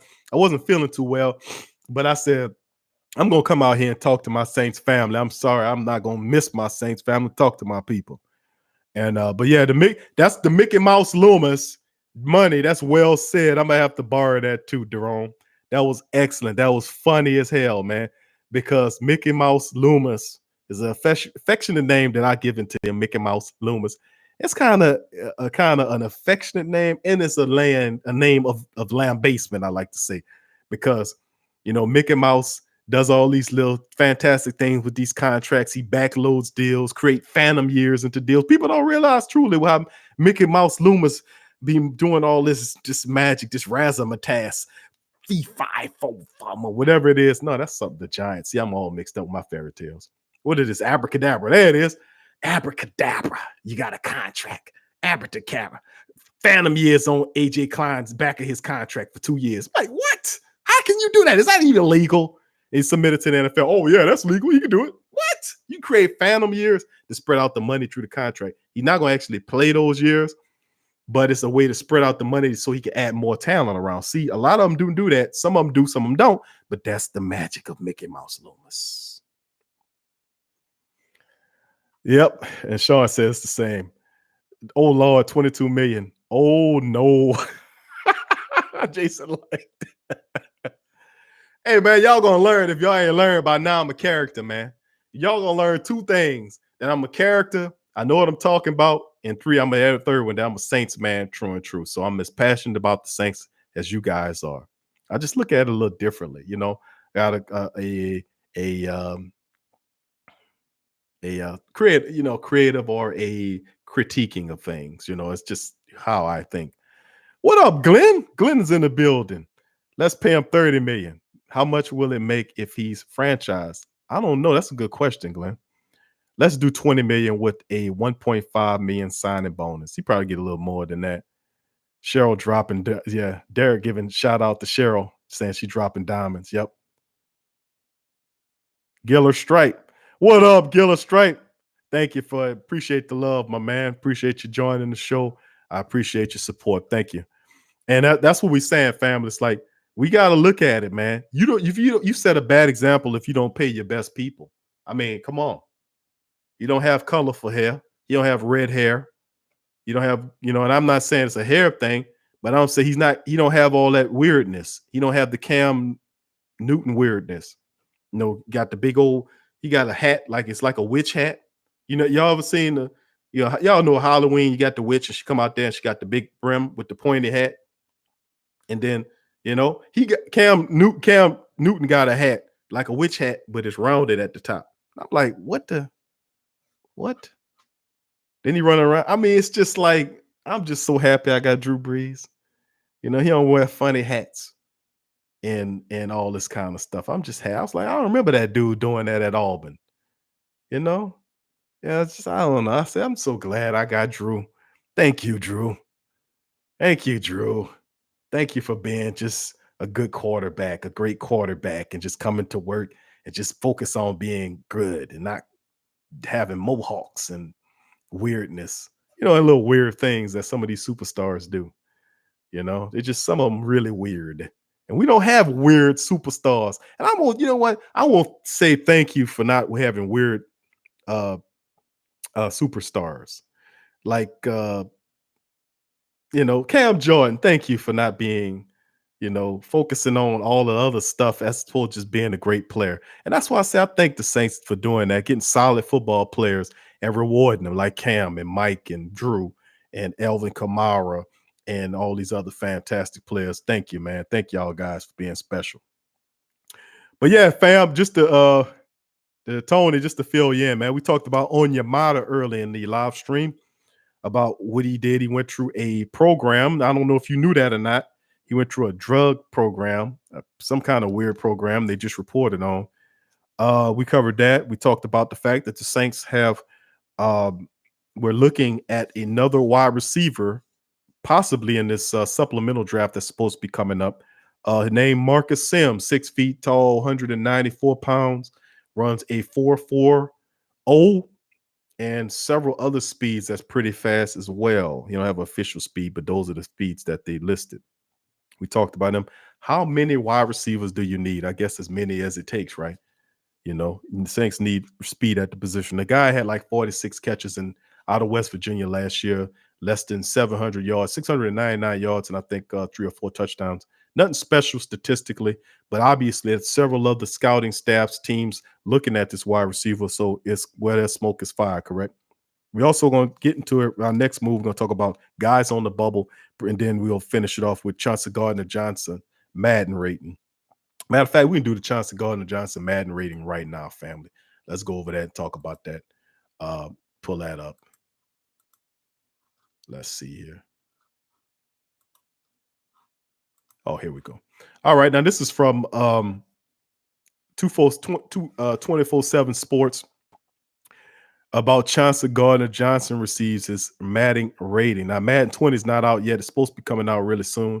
And of course, anybody knows about the Madden football game and the fact that its popularity has been growing for over the last 20 years.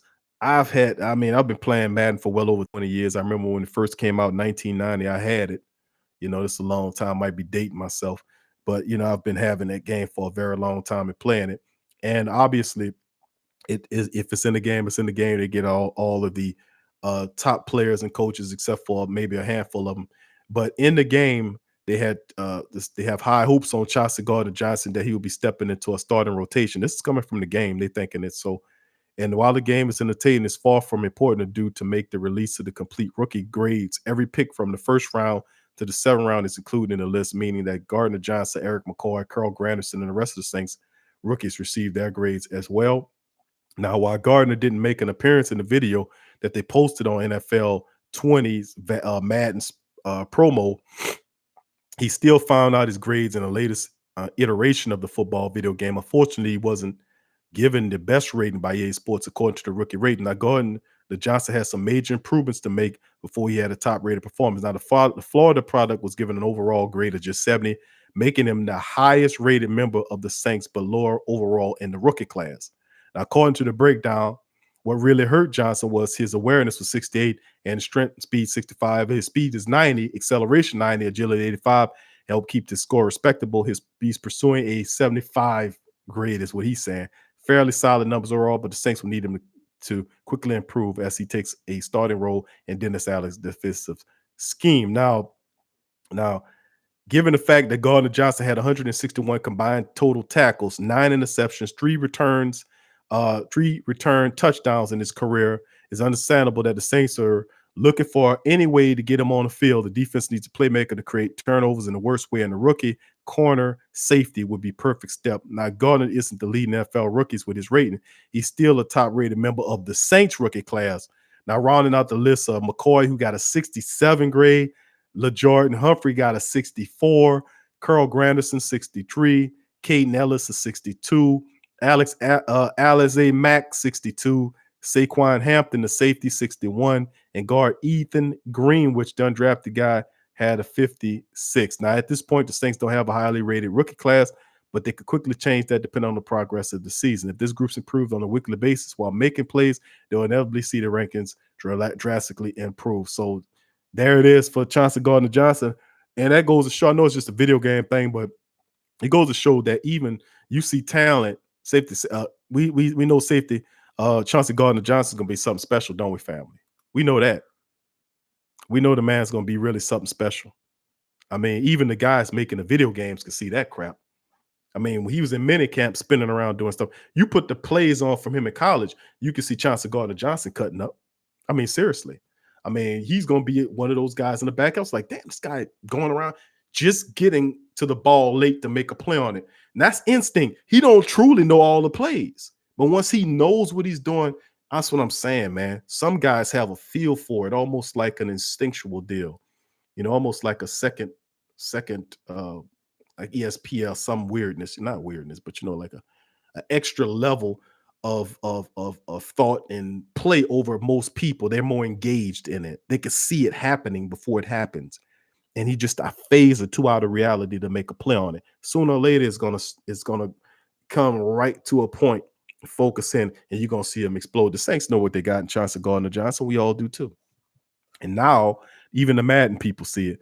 But giving them a higher grade than Eric McCoy and giving Eric McCoy a 67, that got to piss Eric McCoy off. I'm gonna be honest with you. Eric McCoy should be a lot better than 67 on there, should be. But that's my thinking. Appreciate it, Adrian. Thank you, baby, for your donation and your gift. Thank you. Wonderful person. She's such a wonderful lady. The best and greatest male carrier, female male carrier the world has ever known. Adrian, thank you. Giller Stripe, what up, Q? Love the show. If you could only keep one, who would you choose? Elvin Kamara or oh, that's not fair, man. That's not fair. Giller Stripe, man. If I can only keep one, Kamara or Mike Thomas, are you kidding me? Oh my goodness. Who would I keep?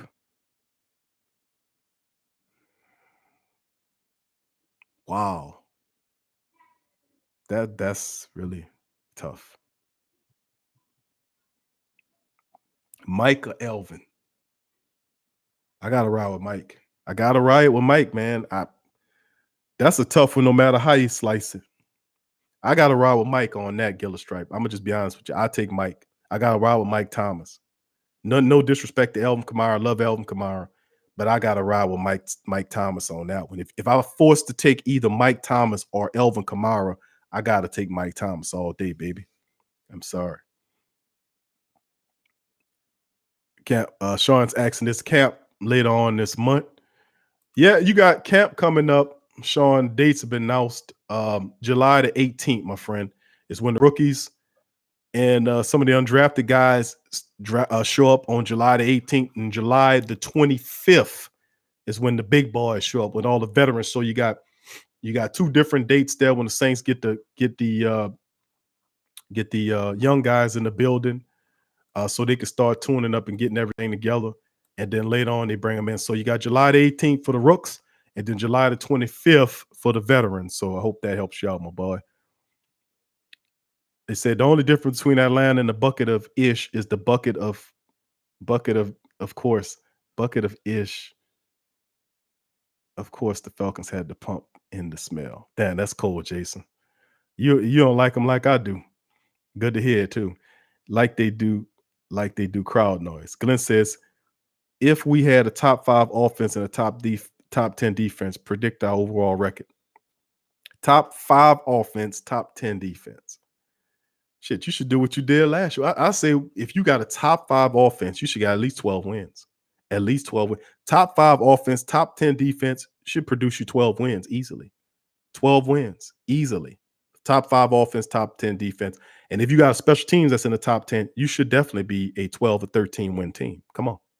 That's that was a pretty good one after answering that Elvin Kamara and Mike Thomas question. That one kind of got me.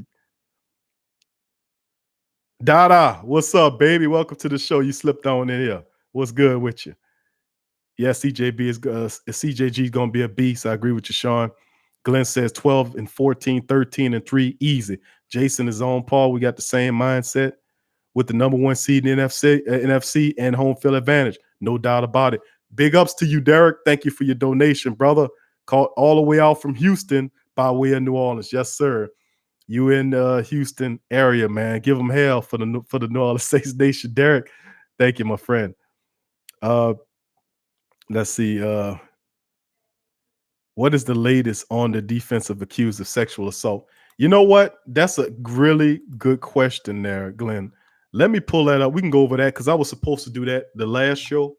It was something, one of the ideas I had after the ad shows to go over what Carl Granderson was doing. And I meant to cover that last live stream. And I thank you for bringing that up today because I can cover it today. Well, try to give you at least something that was supposed to happen with Carl Granderson. I read something. Let me see if I can find that article where let me see here, where it was supposed to be. Besides the fact that the judge did decide to re- deny the request to split the trial against him, they had the different accusers on him. That's the last thing we heard. It was something else that I remember hearing about Carl Granderson. Perhaps this is it. Ain't that something? The article is no longer available. So the latest for what I heard is he has a Carl Granderson's trial is set for let's see here if I could pull up the information. I'll read it directly for you. Just give me just a second, family. Make sure I try to get the correct most current information on it for you guys.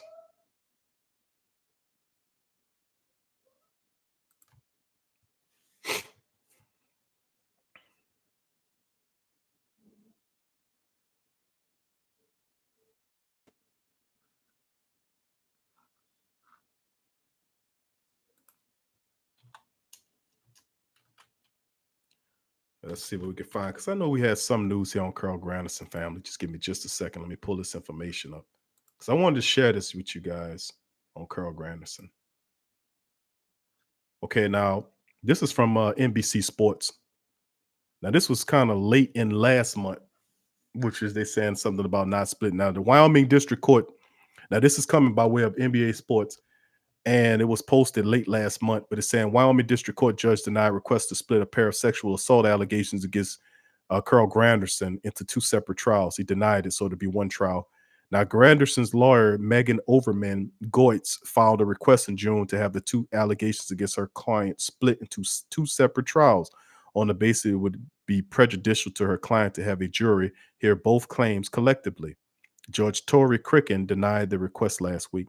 The joint trial serves the public interest by expediting the administration of justice and conserving judicial time and economy by avoiding the need to recall witnesses, including Mr. Granderson, law enforcement, and other multiple trial, the judge indicated. Now, Granderson is facing a third-degree sexual assault charge for allegedly molesting two fellow Wyoming students who were sleeping in his apartment in November. The Saints signed Granderson in May as an undrafted guy, despite the charges against him. And Granderson's trial will begin July the 15th. The Saints rookie class set the report on the 18th. Now, that's a conflicting report because we just read to you. They're saying that this, and my information showing that starting on the 18th. Yeah, so his trial starts 3 days before he's supposed to report to Saints camp on the 18th. Now, you know, his trial starts, family, on July the 15th, 3 days before the Saints rookies are supposed to, and undrafted guys, supposed to report to camp. So he got two charges hitting at him, two whole charges hitting at him from two separate cases. Really interesting, man. Really interesting, you know, really interesting to talk about Carl Granderson's crazy tale. I mean, wow. But the Saints still signed him and gave him 70 something $1,000 with a 10 or $15,000 signing bonus to get Granderson in here. So I mean, I was kind of apprehensive about it because that's not something usually the Saints do. And it'd be more to your benefit to go find a veteran who you could kind of bring in on a 1 or 2 year deal, who you don't have to teach nothing. I like Granderson's potential, but potentially he could be, in jail. This looks bad. Then you want to really deal with the feedback of having Granderson on here, even if he beats if he has some issues, and if he loses, of course the Saints gonna release him. But it's still a fact that it's a lot of other stuff involved with it. It kind of makes me kind of skeptical about having Carl Granderson. And if everybody realized that I've been the guy saying that the biggest need the Saints have is a third pass rusher. We have not solved that need yet. We need whether it's Nick Perry or the other guys that I put out there on the previous live streams. We need somebody there, and Carl Granderson might not be that guy.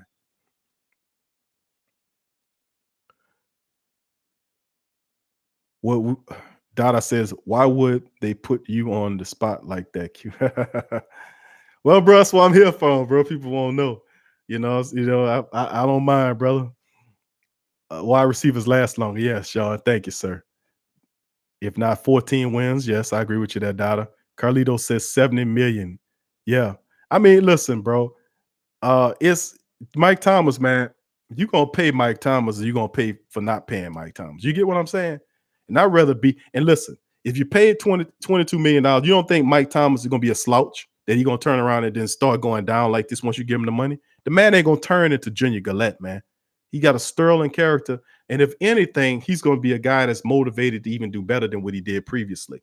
That's an extra motivation for Mike Thomas. Because once you start making that kind of money, he will get the mantle as the number one highest paid NFL receiver in the league, possibly in history. So if that's the case, you don't think Mike Thomas is going to live up to those expectations? If anybody on my team that I pick that have lofty expectations that they can live up to, it's Mike Thomas is head of that list to me. I couldn't pick nobody even more sterling that I could put up there and said that he's going to live up to that contract to Mike Thomas. So yes, I will pay him, brother, pay him. Don't take nothing from him. Either pay him or pay for not having him on your team, because you're gonna see him. And something tell me that he would end up going to a team like a Tampa Bay or something like that. They'll break the bank. Then you got Mike Evans and Mike Thomas. How you gonna deal with that? They ain't gonna be all that time. Gonna be feeling foolish like we did for years when the Saints let Jake Delhomme get out of here and go to Carolina. And the only thing Jake Delhomme came in to do is tell the Saints a new one every time he played them. He made it a point to do that. But we shipped him out of here to Carolina, and then he takes Carolina to the Super Bowl. And then he was playing with Carolina back then, and Carolina was a perennial winner every year. Jake Delhomme was there. We had Delhomme down here as a backup quarterback. So either you pay for him or pay for not paying for him. And I'd rather be on the plus side than the minus side anytime, player. Hell yeah, Dada. I love to have 14 wins. Tramal. What up, Tramal? When you got here, baby? Tramal in the building. What's happening to you, my man?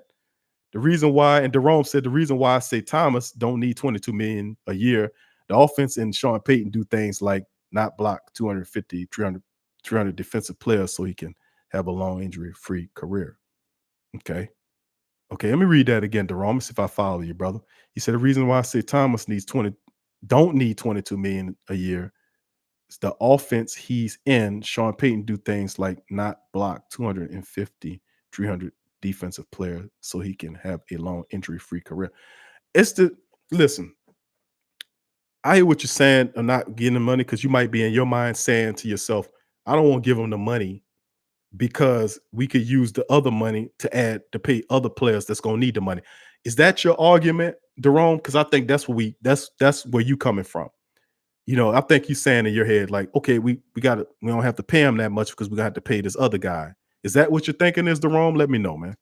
Because I think that's where you coming from, if I'm not mistaken. They're turning Vince into a defensive end. Is that right, Carlito? Vince Beigel? Is that who you talking about, Vince? They're turning Vince Beigel into a defensive end. Is that so? Tramal said, I think he done. Who's done, Tramal? What you mean, brother? I agree with MT over AK. Saw AK take some hits that rang my bell. He took some hits, man, and that's the thing about, he's on the front line. He's gonna take a lot of abuse out, Elvin Kamara, but what helps him, I hope that he doesn't try to prove his power, and he has to remain elusive and not get those hits. You know what I mean? Not be that guy that get his bell rung and know how to shake a guy out of his shoes and not get those big hits that are wear on him. And that's the thing I don't want Sean Payton to do. I want to see what he can do, Alvin Kamara, that is, in a featured role, which I think the Saints going to start kind of showing him in a featured role.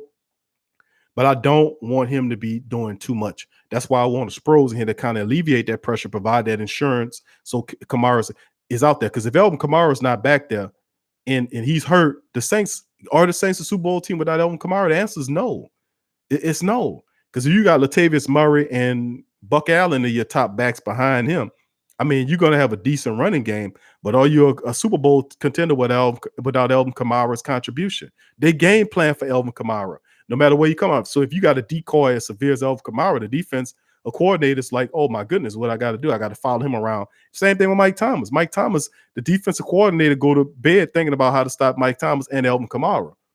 So if I got them thinking about those two guys, and I'm slipping Sproles in there, I'm slipping Rashard Matthews in there, I'm slipping in Jared Cook in there, I'm slipping in Ted Ginn Jr., who's healthy in there, and I have all these weapons at place, I can spread the ball around. It could be the year when Drew Brees had several wide receivers that had like 40 plus catches in that year. Remember that? He had 4 receivers that had 40 plus catches that year. You know why? Because Drew Brees was spreading that ball around so well, defenses couldn't lock into what he was doing. And it became easy then because guys was finding a way to get open and making things happen. You know? They sleeping on Sproles. I know, Carlito. I know. Jamal says, yeah, going to Essence tonight. Yeah, I got you, brother. Be safe, bro. Have fun. He said, Carlito said, yeah, you got a point. Okay, Glenn says, why did several teams pass on Chauncey Gardner? Didn't he have some shady background issues? Now, from what I remember hearing from him was Chauncey Gardner Johnson had he had injury concerns. That's what his thing was. His injury concerns, which was from what I remember hearing about Chauncey Gardner Johnson. And the reason why some of them kind of passed up on bringing him in here. That's what I remember hearing from him. Injury concerns, about him. Let me see if I could pull something up here because I remember reading an article. This was some time ago when they were thinking about him, but and what he could bring to the team. But out of it, the main thing I was getting was that he was injury concerns dealing with Chauncey Gardner Johnson. This is a scouting report right here that was provided by Fantasy Sports Talk, which is basically saying that his strengths was well-built body, athleticism, willing and fierce striker. Okay, let me start again. His strengths were well-built body, athleticism, willing and fierce striker, meaning he'll light you up, quick to diagnose and run support, plus play speed, angles of pursuit, vision, versatile, can play all over in many schemes. Then his weaknesses were footwork needs work. You don't have footwork. That's kind of oxymoron, isn't it? Footwork needs work. If you don't have no footwork, you don't have no feet. His footwork. His feet need work. Anyway, high missed tackle numbers, create coverage holes and excessive drops from high safety, relies on athleticism over anticipation, has gotten caught on fakes on tape. He bites on pump fakes. Want to see more production. Analysis: Johnson is a versatile safety prospect who can play near the line of scrimmage or in a single high look. He can blitz, support the run, handle zone duties, or play man on big receivers and match up big tight ends, or play as safety. Play as a free or deep safety in other schemes. On tape, he is a step behind in his reads and reaction, allow completions that could be breakups. His versatility and talent can make him an early starter with a high ceiling if he can put it all together. I expect the team to fall in love with him. No character concerns, and spends a first round pick on him. Now they said they drafted him as this number. They're saying, according to this scouter, that he's a number 2 safety in the draft, and his comparison is to that of Tony Jefferson, and he carried a first round grade. Now, me and you both know Chauncey Gardner ain't going no first round. But he had no concerns, no character concerns, like the scouting report just says. Be far from me to criticize the scouter. That was actually pretty decent scouting report, wasn't it, family? Pretty accurate, by the way. I just didn't agree with the fact that his anticipation skills were, his anticipation skills does need work. It's not that bad. From what I've seen him do at the mini camp and other little things around the Saints organization, is that he's out of phase just by a split hair or so. But you can see he sees it, but he recognized it, phase out of reality late and get there and bat the ball away. That'll get better when he learns what he's looking at. He's still learning everything, and not to mention the guy with the scouting report didn't put on there was the fact that he has a high IQ as well. So this guy has all the talent in the world. So I hope that answers the question there, buddy. Glenn. Dada says Mike Thomas has those Jerry Rice qualities, gets better and better. Thank you, Dada. Excellent. And you think Jerry Rice worked for cheap money? You think the 49ers wasn't paying Jerry Rice? and making Jerry Rice one of the top highest paid wide receivers during his duration with that squad. I'm telling you, man, you got to pay the greats. You gotta pay the greats or pay for not having the greats. It's gonna hurt you. And let me tell you something. If you think you can go in the draft and draft another Mike Thomas, you got something coming for you. The Saints have like a recent history of letting really talented players get away from us from that they drafted. Hakeem Hicks was a guy that they drafted with a second round pick out of Canada. He is a all pro defensive tackle with the Chicago Bears. He's damn near unblockable. We should have kept Hakeem Hicks down here. I covered that in the last live stream. Another guy we should have kept was Malcolm Jenkins. Malcolm Jenkins was one of the most pivotal reasons why Philadelphia was able to get that Super Bowl. He was excellent in the years that he's went up there in Philly and became a leader in the back end of that defense. We should have never gave up Malcolm Jenkins because we paid for it. Let me tell you something. The football gods don't like when you give up good players. They make you suffer a year or years without having good players at the position. The Saints lost Hakeem Hicks. It took some time before we got another decent defensive tackle behind him in Sheldon Rankins. The Saints lost out on Malcolm Jenkins, didn't bring him back. It took years for the Saints to be able to finally get back to having decent safety play after time with Jarvis Bird and all this nonsense back there. Eventually, the Saints were able to finally get decent safety play again. That was years later after suffering. So when you get rid of good players and you misuse them, the football gods make you pay for that. And you think you're going to get Mike Thomas, get rid of Mike Thomas, and just plug and play some other guy, you're sadly mistaken. Mike Thomas has a great camaraderie with this team and the quarterback, and he deserves his money of anybody. I will argue with you on some other guys, but Mike Thomas, you got to pay the man. Let's look at all the Saints' number one receiving stats since Sean Payton's been coached there. Okay, I get what you're getting at. The year about Carlito, you heard the thing. No, well, we just covered that, Carlito, about Carl Granderson, that his trial is on July the 15th this month. Okay, July the 15th is Carl Granderson's trial, and 3 days later, July the 18th, is rookies when the rookie's supposed to report to camp. I don't know how long the trial is going to be, but he has 3 days before the date. He might miss sometimes, but we'll know everything by maybe another week or perhaps by the end of the next 2 weeks about what's going to become of Carl Granderson. So just to let everybody know, Carl Granderson's is set to have his trial on July the 15th. Okay, family, July the 15th. Let's remember that. Look at the Saints' number one wide receiving stats since Sean Payton been coach here. That's true. But we was fortunate. What other wide receivers? Top receivers. What was the prior wide receiver before Mike Thomas get here? Marcus Colston, right? Marcus Colston was here for what, several years? He was here for a long time. He was the top wide receiver for a while. You got Brandon Cooks, who was here, that had pretty decent stats. But if you line up the statistics of what Mike Thomas is doing, he's at the top 5 receptions here. I get what you're saying. But at the end of the day, what's the thing on that, Jerome? You're going to let him go? What if he doesn't want to take your 20 million or 19 or whatever you're offering him?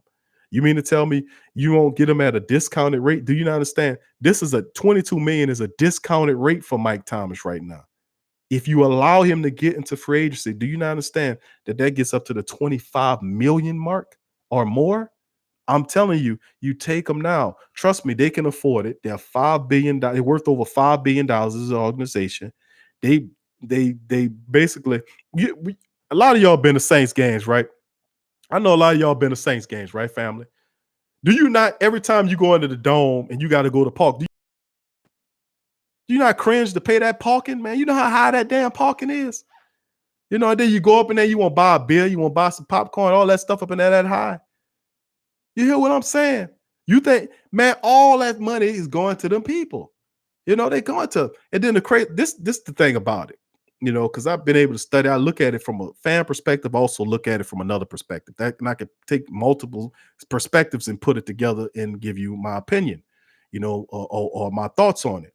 The Saints organization is working with big dollars. The buildings that's down on Airline was paid for by the taxpayers. We pay taxes. You work, I work, everybody work. We paid for them buildings in the fields and all that other stuff for them to do that. We paid for that. They ain't come out their pocket. Do you not understand that the Benson Tower that sits right next to the Superdome, that the state gave them that tower? The state gave them the tower that got Benson Tower on it. The state of Louisiana gave them that towel for pennies on a dollar. So they renovated. They got this whole office building. They turned it into a mall, so they're making money there. You know, all the concessions, the food, the tickets, the clothes that they selling 2 times worth what they worth. All that money is coming back to the organization. It's coming back to the Saints. They're making hundreds of thousands to millions of billions of dollars every year in the city of New Orleans. This comes from them. That was a hefty penny. This shirt I'm wearing comes from them. It's a hefty penny.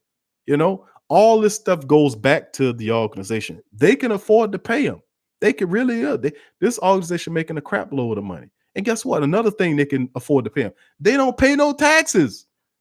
They don't pay any tax. They don't pay any tax or even a rent on the Superdome. I don't know if y'all know that or not. But this is the business of football. But it's our New Orleans Saints. But if it really was our New Orleans Saints, we can go walk down there in the games and watch it for free. You ask DJ. DJ works down there. Text DJ how much all that stuff costs down there. Now, I say that to keep it real, that we love the New Orleans Saints and we're going to follow our team. We're going to rock with our team regardless of what. But we cannot ignore the business end of it. They can afford to pay because they're not putting out much on anything else. They don't pay rent on the dome. They don't pay the rent on the arena. They got several tax breaks that they don't pay much taxes on the franchises that they own. Dude, come on. They can afford to shovel out $20-something million to Mike Thomas or give us some price breaks on merchandise or tickets every now and again. I say every now and again, let Saints people that won't go, let them get in there for free. They can afford it, but that's just my mentality. But at the end of the day, as far as the Mike Thomas thing is concerned, you got to understand they can afford to pay him. And if anybody deserves it, it's him. I'm just going to leave it at that, family. Okay, let's keep on going down the comments here, family. Carl Granderson is done with those charges. I read them charges. They don't sound good, do they? And the mere fact that you ain't saying, hey, I ain't do it. I ain't do it. I'm innocent. I'm innocent. Is the lawyer coming to him saying, hey, can we split that up? Can we take them 2 cases and break them up here? I won't break them up here. Break them up. So the people can't hear what she's saying. And then what she's saying, when she come right behind and saying, it make me look bad. Can we break them up? That's his lawyer trying to break up and they said, nah, man, we're going to put these both together so they can both hear what you did. So you did something with these girls up in the apartment. They were both in your apartment. They come out there yelling, oh, he touched on me or whatever. Come on, Carl. That's not a good way to do things. Carl is kissing the girls and making them cry. You can't kiss the girls and make them cry, Carl. That ain't cool. And Derek says, after AJ Green reset the wide receiver pay, we'll have to pay MT close to $30 million. Better pay him now. Thank you, Derek. Did you hear what Derek said? Let me read it for all those people, the naysayers are paying the man the money. After AJ Green reset the wide receiver pay, we have to pay Mike Clement close to $30 million. You got him on discount now. Give him his money because he knows what he could command in the open market. Trust me, they ran the numbers. And 22 is a discount for a guy like Mike Thomas. And he ain't going to disappear like Teron Armstead on you. He going to give you everything through and through. Trust and believe on that, family. I'm telling you. And Jason asks, Big Q, what do you think the chances are trading for somebody like AJ Green before the trade deadline? I don't think that's going to happen, bro, because the Saints don't have the salary to absorb a guy like AJ Green. And then if you do what you're going to give up for him, that they're going to want. They ain't going to want no Teron Armstead. So I don't know if that'll actually work. Although that's Madden level stuff. They have Mike Thomas and AJ Green on the same time. I just don't think it's feasible. I don't think it's going to work. I'd love to see it, but I just don't think it's going to work. What up, Cameron? He said, I love the content, dude. Thank you, Cameron. Appreciate you, my friend. Hit the thumbs up. And if you haven't subscribed, family, everybody in the chat, I see a few people did chat out to me. If you have any questions, concerns, or comments, please feel free. Don't be shy. Don't be shy. There's no such thing as a dumb question, concern, or comment. I promise you they aren't. Please feel free to hit the chat up. Please let me know if you haven't already done so where you're chatting from. Let me know and I'll shout you out. Shout out your hometown where you're chatting from. And also, if you haven't subscribed, please hit the subscribe button as well so we can continue these discussions and this content further on down the line. As also hit the notification bell as well. Didn't mean around with that. Jason, Carlito says they're getting Nick Perry. Great pickup. Okay, who's getting Nick Perry there, Carlito? Let me know who you're talking about, brother. Bengals want too much for AJ Green. Tramal, yeah, I agree with you. The Breeze last year, you heard what he said to Zion, got read between the lines. 985J, what's up, baby?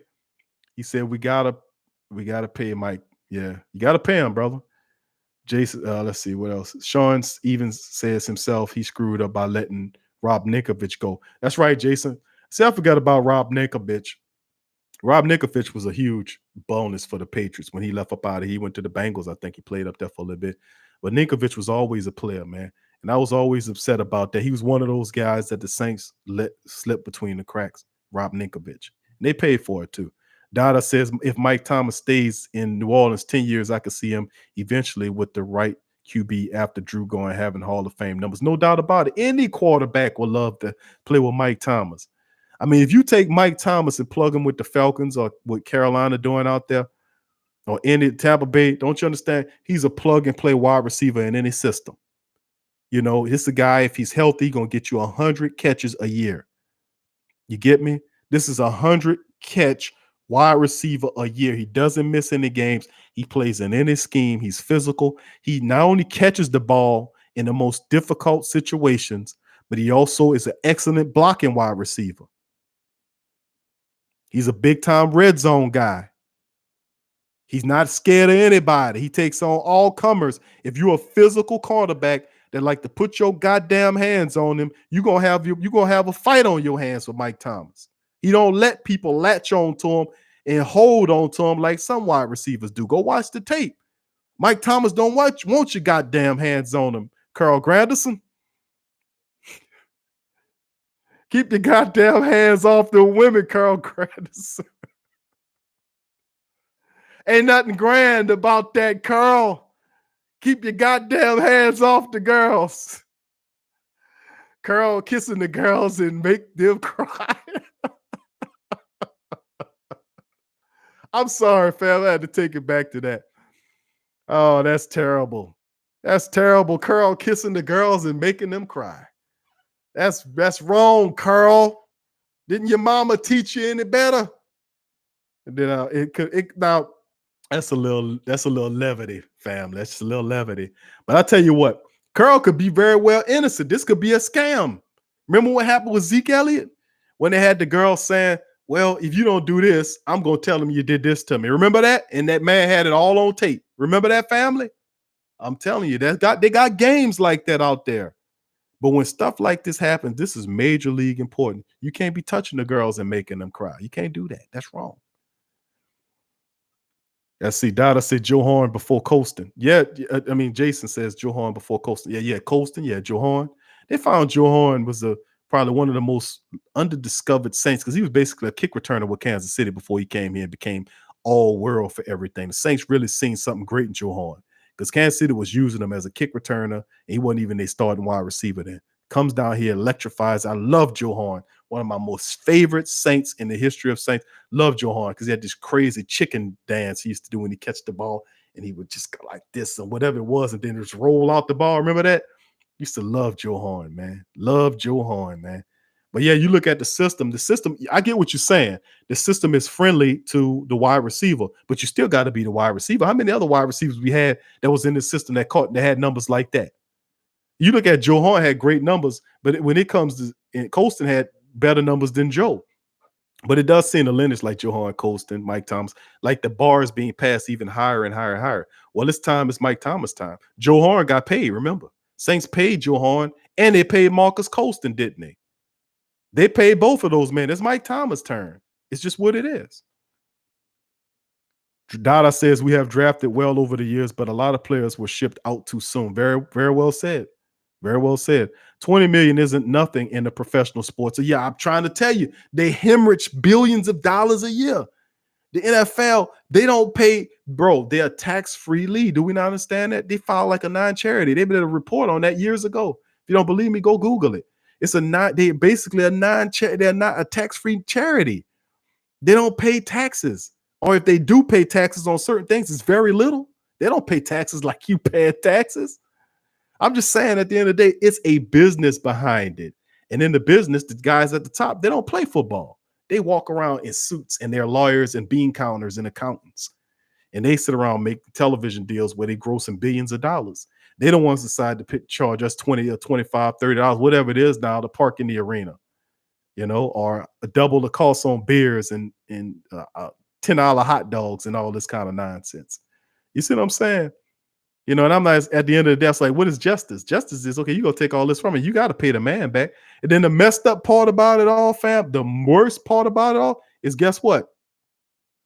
At the end of the day, the players are capped. There's a salary cap on the players, but no cap on the owner. What'd that tell you? The owner can make as much money through the roof. He can go all the way up into space, sky high, but the player was down here. It's a cap on the player salary, but none on the owners. I mean, that's like really crazy to me, which means that they can afford to pay them, man. Come on. Let's not think like that. They have it. That's why I made the case, and I was explaining to everybody, for those who weren't aware, because I know a lot of y'all know that already. But I was making a case to explain to y'all the business of the NFL. And the thing is, they can't pay Mike Thomas $22 million. It's a steal to pay him that kind of money. And then trust and believe, watch $22 million this year for Mike Thomas. I promise you, by next year, somebody's going to beat what Mike Thomas is making by at least $5 million a year. Watch at the receiver position. Next year, he made 22. Somebody going to beat him next year and be making 25 or more. Watch. You be like, well, this money coming from? It's coming from them. They can afford to because they're making billions of dollars a year. They could pay the man. It's nothing. That's right, Dada.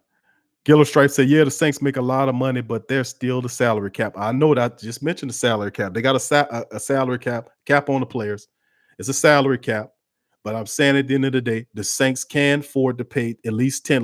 And I'm saying afford to pay because everybody making $600,000 a year. Come on. All of them making six figures, right, baby? Can we discount the fact, say, okay, well, how many of us right now making like $600,000 a year? Huh? But the backup player making $500,000, $400,000 a year sitting on the bench, ain't doing too much. So they're all in six figures, but the top core of your team, the core essence of your team, those guys are going to be making the $15 to $30 million ranking. You have about 3 or 4 guys that make $20 million a year. And those are the key guys you can't go without. They're the face of the franchise. Usually that's a quarterback, your top defensive end, and maybe a skilled player. So it's in the Saints scenario, it's Drew Brees at $30 million a year, Cam Jordan at what he makes, roughly 25 to 27 million. And then you have then Mike Thomas actually for $22 million. So you got $22 million there. That's 3 of your top players. Then you got the rest of that line borrowed down between the next 3, between 4 and 10. Then you'll have that part paring down. So you have guys making 18, 17, 16, 15. So the Saints going to have guys, at least 10 guys on the team that make over that $12 million mark. And those will be sizes. Those will be the core parts of your team that you can't win without. The rest of those guys are merely guys that are six-figure guys, but they're role players in that position. And the Saints will continue to draft well because they realize that there's certain guys they're not going to pay the money to. If I start talking about Andrews Pete, I'm gonna upset a lot of people because a lot of people say, "Oh, cute, get Andrews Pete out here." And you know my stance on Andrews Pete. They're gonna be like, "Oh man, do we pay Andrews Pete?" Watch all of the varying different topics. Family, everybody here. Do we pay Andrews Pete money? Do we pay Andrews Pete? Watch all the different sentiment on Andrews Pete. You got some guys saying, "No, Q ain't worth it."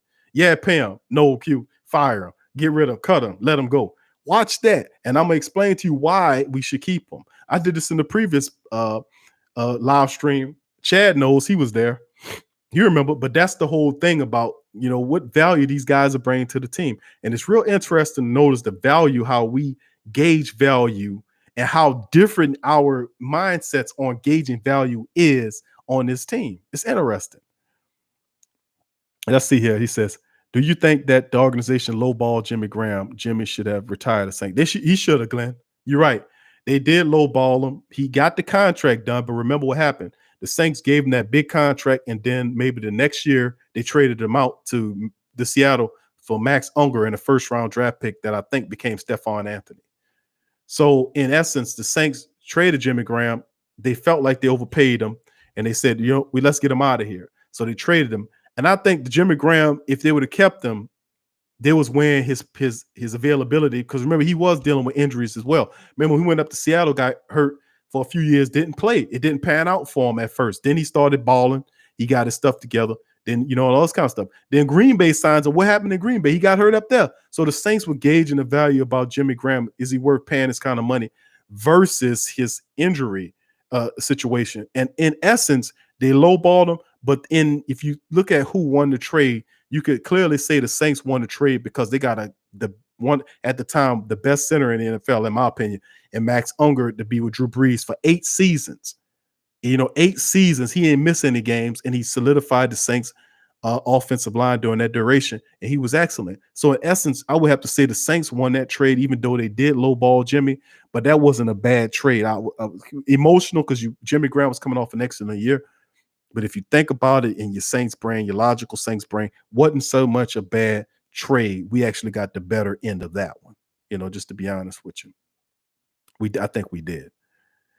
Bruh, did Granderson go to Sharper University, Jason? Absolutely, man. No, he didn't go to Sharper University because Sharper wasn't kissing the girls and making them cry. Sharper was drugging the girls and then I can't even make it match. That was just unbelievable. That was absolutely horrible what Sharper was doing, man. He was drugging the poor women and having sex with them while they was drugged, and they was just like knocked out. I mean, what is wrong, fool? What is wrong? And to get up on the NFL Network and talk like he got some sense and running around doing all that old madness, man, what is wrong with you, fool? What is wrong with you? Now he's sitting up in the pen somewhere. So it's Sharp was crazy, Granderson. Some of these guys don't get it. Even if they got women out there that's doing that, because they do. We grown-ups here. They got girls out there that's money hungry, and they got guys out there that's actually doing this stuff. So it's 50-50. I don't know if he did it or not. I wasn't over there. But you got 2 women. That usually eye-open when you got 2 women saying that he did it, that we was in his apartment and he touched us and made us cry. And probably did. I don't know what he did, but they're saying he did a little bit more. And they didn't appreciate whatever he did, and they took his ass to court for it. And he could lose his freedom behind it. So I'm telling these athletes, y'all are detached from reality. Don't touch the girls and make them cry. Don't do it. And if it's the case, if you got questionable people around you, don't deal with the questionable people. Come on, peoples. Come on. Don't kiss the girl and make them cry. Don't do that. No, that's wrong.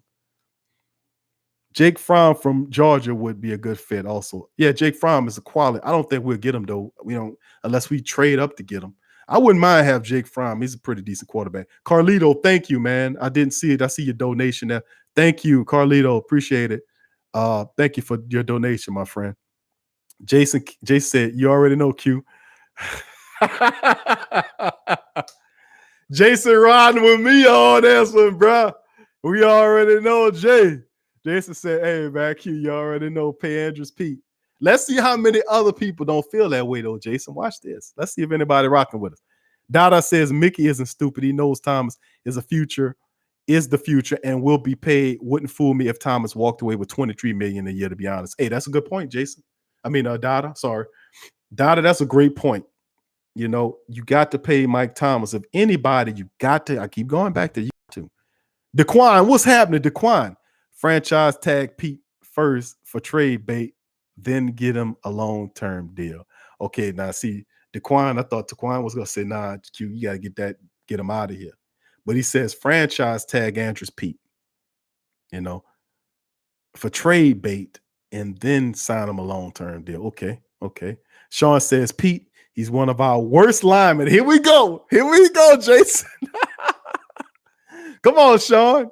Sean said he's one of our worst linemen, but he knows the system and got size. So you know what? That's not a backhand compliment. That's thank you, Sean, for that great comment. Because Sean says he's one of our worst. Now we got worst. That's not disrespectful. Because if you look at the Saints offensive line, Ryan Ramczyk, Teron Armstead, Larry Warford, then you add Eric McCoy in the mix. Prior to that was Max Unger. If you going based on from last year, not this year, but you could say that he was probably the worst of that bunch of offensive linemen. If you talk about Teron Armstead, Ryan Ramczyk, Larry Warford, and Max Unger, them dudes are all very impressive and top of their respective positions in this league.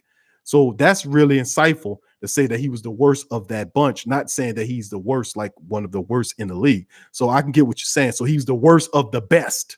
I get what you're getting at. I get what you're getting at right there, Sean. But I see what Dada says. That said, I feel Pete is underrated and Armstead is a liability who can't stay healthy. So Dada wouldn't pay the man. Dada said he is underrated and Armstead is a liability who can't stay healthy. Armstead is I've said this before, is elite when he's there. He says that level. He ratchets it up that level. When he's healthy, you can't stop him. He's the best, one of the best in the league, elite level when he's healthy.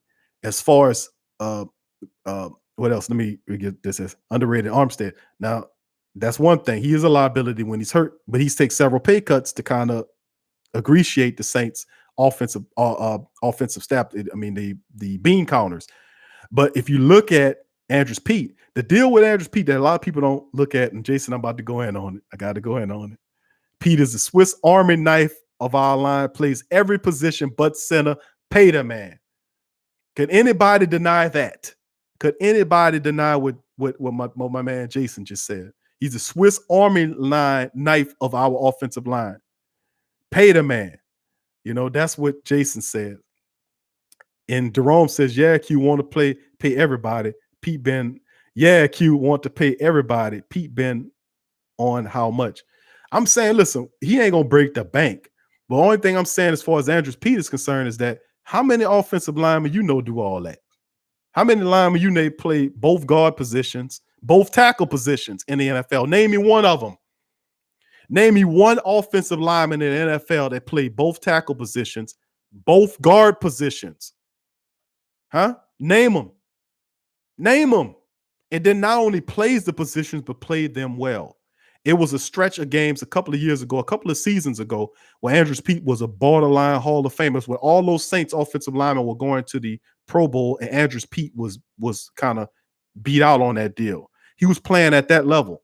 But the point is, a lot of people don't realize that Andrews Pete has to fill in for Armstead if something happens. You don't think that hurts his development at the guard position? He came in as a tackle. He was one of the best tackles, if not the best. Matter of fact, Andrews Pete was the best tackle coming out that year out of Stanford. The Saints didn't. He wanted to play him at tackle. Then they had somebody else going at it. Then they moved him from tackle to guard, had him playing right guard. Then they switched him to the left guard. Then every time Teron Armstead gets hurt, they ship him out the left tackle. Don't you think that hurts his development? If he was allowed to stay at guard his whole time since he's been here, you don't think Andrews Pete would have been an all-pro guard? How's he garbage and the worst of everybody if he's never allowed to learn his position in full? He's constantly moving and shifting positions. Ryan Ramczyk had that when he was moved to left tackle, then he went to right tackle, but he's been over there ever since dominating the position.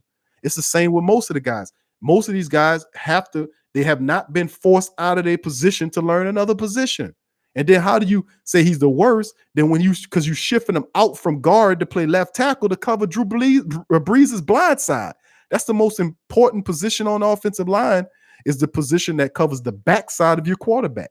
If your quarterback drops back and he's got the ball here and he's looking, all this is exposed. I got my best offensive lineman, left tackle over there covering his blind side. You got a right-handed quarterback. When he turns, his back is toward the left tackle. So if that's the case, then how is Andrew Pete's garbage when the Sean Payton two-step is when the first part of the two-step is when Teron Armstead goes down. The second part is to slide Pete out there. Come on. Let's be real. How many offensive linemen do you guys know that played all four positions on the offensive line? Name them. Give them to me. Give them to me. Give them to me. Let me see what else my family talking about. Salary cap, you got to think about that. I know, Jerome, but I'm saying you're going to pay that. The salary cap is one thing, but you think the Saints are going to not pay Michael Thomas? You know how many other Saints on this team that they're going to take money away to pay that man? Huh? We just got through talking about AJ Klein. When they sign him for $20 million at least this season, you don't think the Saints going to look at that lineup and say, man, it's a couple of these guys, we got to take this money down here. And AJ Klein's a prime suspect. His money's going to come down. They're going to renegotiate some stuff. It happens every year. So yeah, we got to take into the salary comp to effect. I'm taking that into effect, Jerome. But I would think that if you was in NFL, you would love to play on my team. You would love to play on my team. If Jerome was playing on Q's team in the NFL, Q's mentality as general manager was like, man, I got to pay my people. You would love to play for me. You would love to play for me because I'm taking into account the people I have to pay versus the people that's not producing. You get me? Most of these guys are not producing. They're not producing worth the production is not up to their contract, is what I'm saying. So the move is every time somebody gets paid, somebody gets depaid. So if Mike gets his 20 million, watch right a few days later or even a week later, somebody's contract gonna get renegotiated. How many times you seen that? We're not gonna go over the cap with the Saints. We're talking about Mickey Mouse Loomis here, baby. The man that makes fantastic, magical years appear on contracts. Out of the blue, create phantom years to stretch out money and kick the can down the road philosophy. Come on. We're talking about one of the best and finagling contracts in the game. We never gonna be over the cap, and we're gonna always be competitive as long as we know how to do very imaginative of contractual manipulations like that. Who did we get? Jay said, who did wide receiver get with the Seattle pick? Jerome, do you remember? Who did we get with that Seattle pick, Jerome? Oh, you talking about the Max Unger and Jimmy Graham pick? Is that what you're talking about, buddy? We got Stephon Anthony with that pick. I won't say. Yeah, that was a Steph. We got Stephon Anthony with that pick, if I'm not mistaken, family. That first round pick got us Stephon Anthony. Remember him? Remember Stephon Anthony? The guy that basically broke what was it, Ricky Williams rookie tackle record for a rookie, and then he gets shipped out of here. Like, I mean, we was just absolutely insane those years. It kind of hurt knowing all that, bro. It really do. It kind of hurt me knowing I know all that stuff. How they just like he had all the talent in the world. Let's see. Pete will get a holding call before he let Drew Brees get hit. That's right, Jay. Tell him, Jay. That's the coaching staff. Tell them to do that. Listen, if you're gonna get a hold of take that big sum gun down on the ground. You grab that guy, tear his ass down to the ground before you let him go up there and tear your quarterback up. You damn right I'm gonna take a hold and pay a hold and call. That's what they teach them. They teach the defensive backs that. That's why you got Ken Crawley before you walk it, always getting past interference call. The man tell him, listen, man, don't give up the touchdown, even if you got to tackle or grab the man.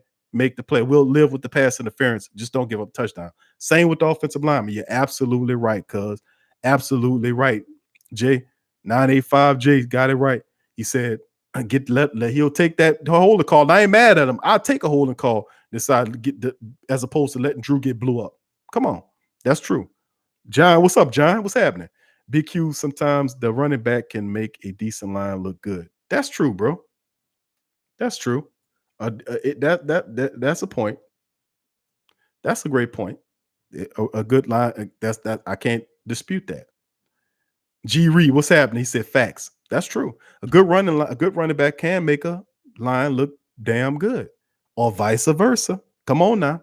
I could say the same thing about a good offensive line and a mediocre running back. Can I? Can I, John?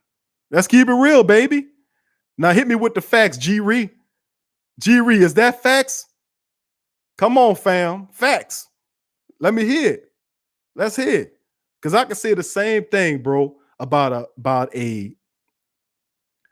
could say the same thing about a good offensive line in a mediocre or regular looking running back. It's kind of a give and take situation. But at the end of the day, what is that in reference to, though? Is it saying that our running backs are making our offensive line look better? Kind of expound on that for me, if you don't mind, John. Expound on that for me. Jason said, Pete plays hurt too. I'm just saying because I'm not even Armstead can say that. That's true. Man had a busted hand. People still criticize him. I'm like, good grief. He can't win for losing. The guy was in the Philadelphia. Thank you, Daquan. Thank you, Daquan. Thank you, sir. But that's what I'm saying at the end of the day, is that if you the New Orleans Saints, that's facts. Thank you. Thank you. John, you're a fair man. You're a fair man, John. But I'm just saying at the end of the day is that we as people got to understand what Andrews Pete brought to the team. Andrews Pete was playing in the playoff game against Philadelphia, had a busted hand. His hand was broken. And I made that thing several live streams ago about, who go to work with a busted hand. Would you go to work and your hand broke? Would you? And if you were able to make it to work with a busted hand, the people send you out of there. Because they say, man, you can't stay here with no broken hand. You're going to try to draw workman's cop off us. No, you better get your butt out of here. The man went to work and played with a busted hand. And I ain't hear not nobody except for a handful of people sit up there and say to him, hey, you know what? Andrew Pete got some heart. I mean, it's just par for the course when Andrews is concerned, man. Saints should have paid to keep Senillo Calimente. Big ups to that Gillis stripe. Senillo Calimente was one of my favorite Saints guys. He was a guy that played the center position. He played the guard position. He even played a little tackle. But the Saints didn't play Senillo Calimente. They tried to keep him, but the Texans gave him a huge deal. And Senillo Calimente he was a guy I listened to the show. And I always had love for him. He was always a guy, he came up the hard way. He earned his way. He got his money, got paid. But Saints wasn't going to match what Houston was paying him. But C.O. Calimente, one of my favorite hardworking people, he was one of them dudes that you love to have because you always had depth. C.O. said, look, just tell me what I got to do. And he went out and did it. So, yeah, you're absolutely right on that, Geller Strike. Appreciate that. Jerome said, Mike Ben Thomas, I want a Super Bowl. Hey, you ain't the only one, baby. I want him to get it too. Dada says salary cap isn't crap. Those office guys know what they're doing. But remember the new CBA coming up, and the caps may go sky high. They will go sky high, Dada. They're gonna blow that old cap out the building, man. This a big, and that's the thing. The league knows how much money the NFL is making. They know even if we don't know. That's how they got a bargaining chip. They got a bargaining chip to understand exactly how this is going, man. That's why I keep saying about it's not just here. The stadium, 32 stadiums around the country. They not only making money just off of what they're drawing from the stadium. That's television rights that bring billions of dollars in a year. All these advertisers paying the NFL, all the little side stuff that they're doing. You got other owners that own teams outside of what they own professionally. Like our owner, her beautiful self, she owns the Pelicans, which is another franchise worth a couple billion. This money begat money, my friends. Money begets more money. And I recognize the cap, but I understand Mickey Loomis is one of the best general managers in getting what he wants and understanding that he's got to play Mike Tyson. They know who they're going after. They know who they got to keep. And that's a part of the deal. They got to pay these men if they won't keep them. Bottom line. Jay said we all do, Jerome. Jason Hodell has other plans, though. It don't matter, bro.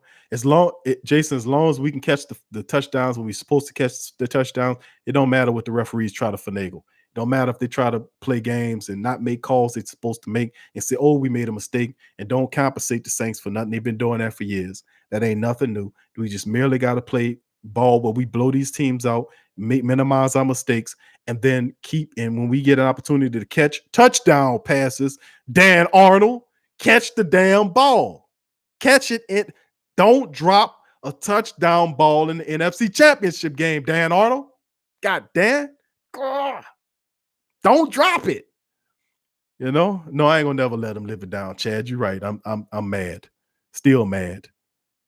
Jason say Anthony was horrible. I don't know, bro. He lost his confidence after the second year. You don't go from breaking Ricky Jackson's rookie tackle record to going to horrible. It don't work like that.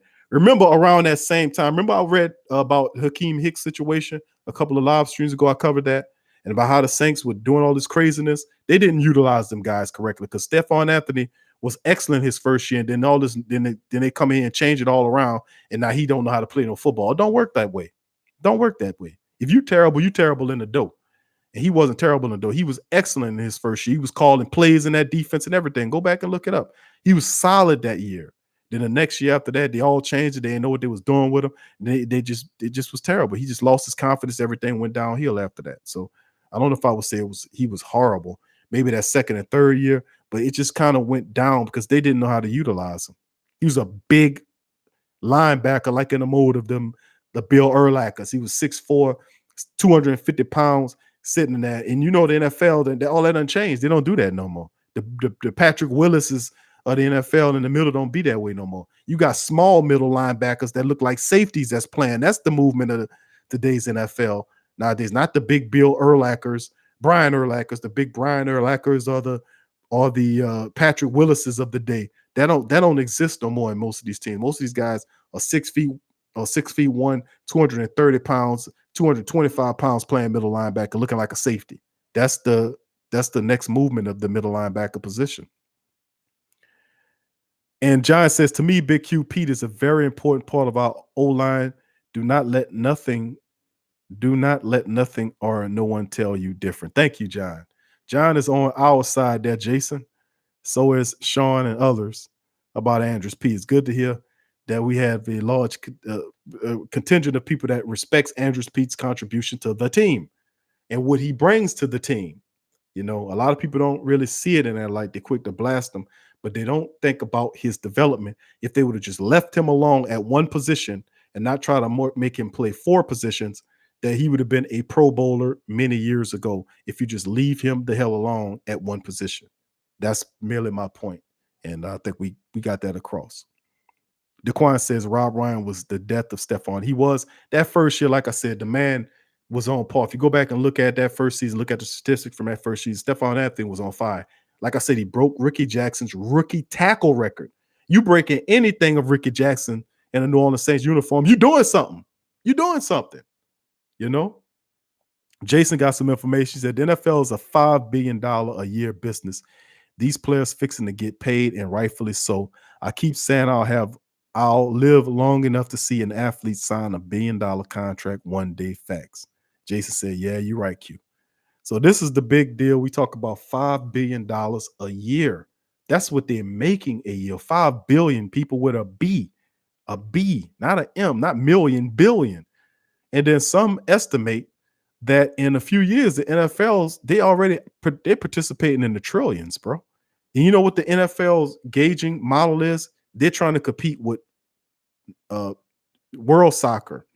Like you have stadiums that got each sit 100,000 plus people.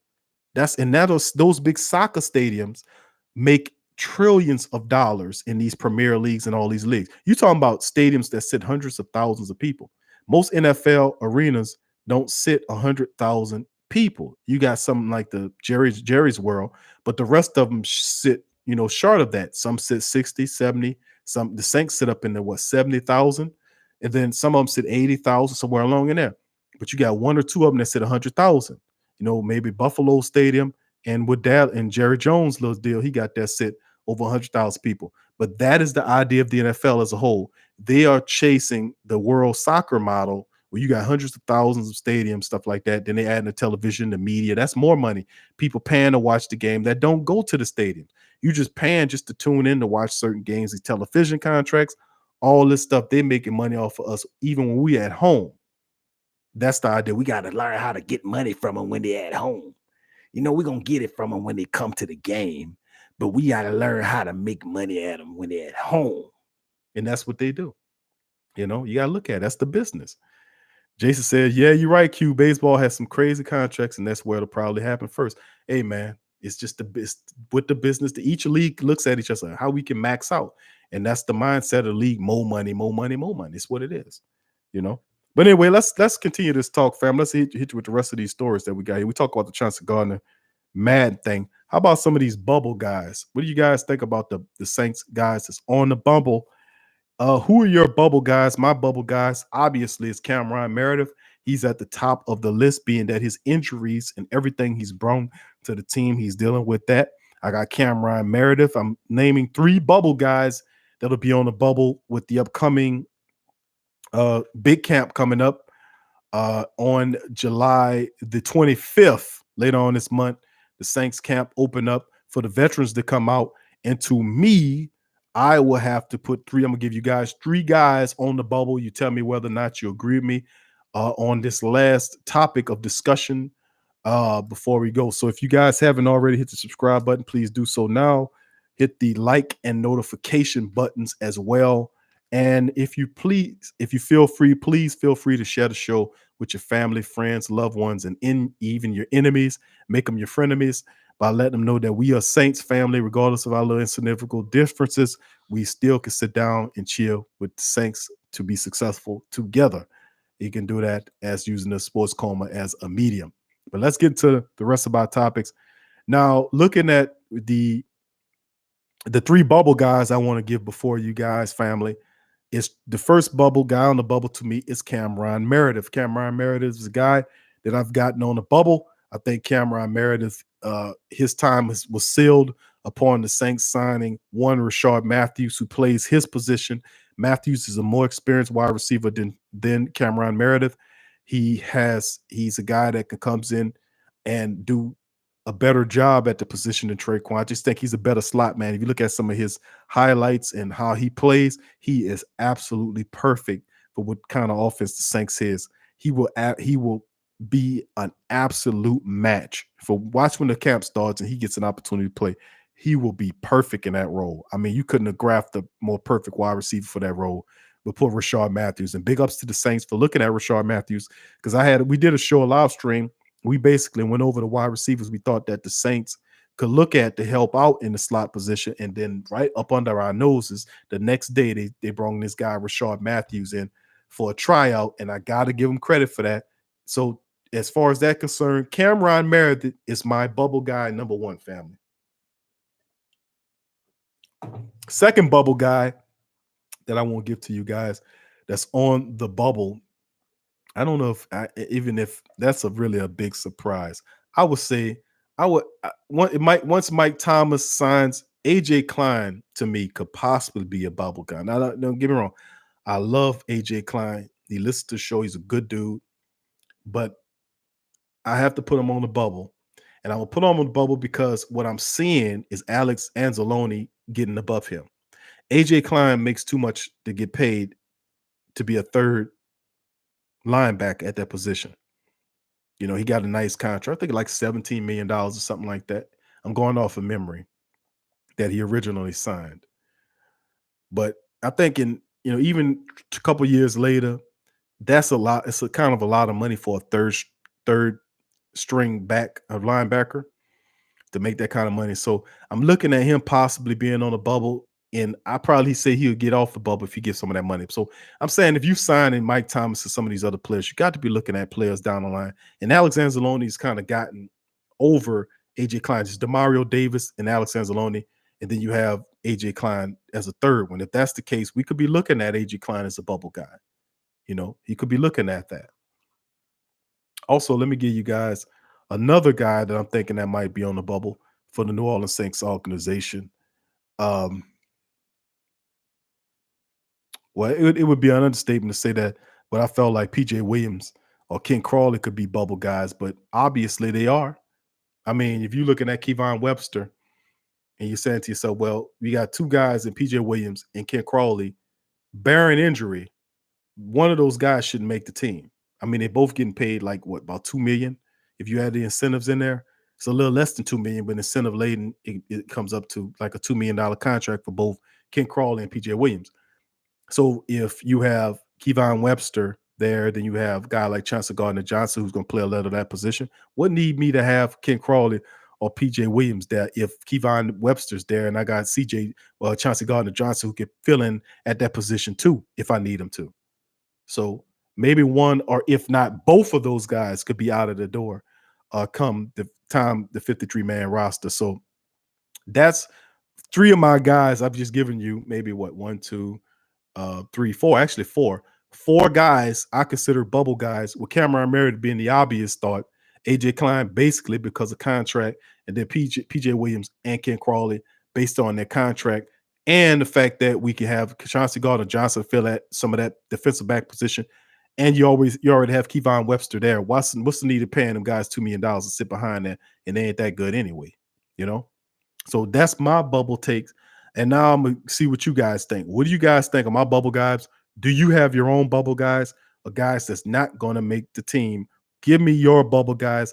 All the Saints family on the chat, y'all guys chime in with me and let me see what you're thinking. John says, hey, Q, do you think, like me, that this is our best offensive line? That's a good question, John. I don't know how to answer that one yet because I've yet to see Eric McCoy filling for Max Unger, but potentially it can be.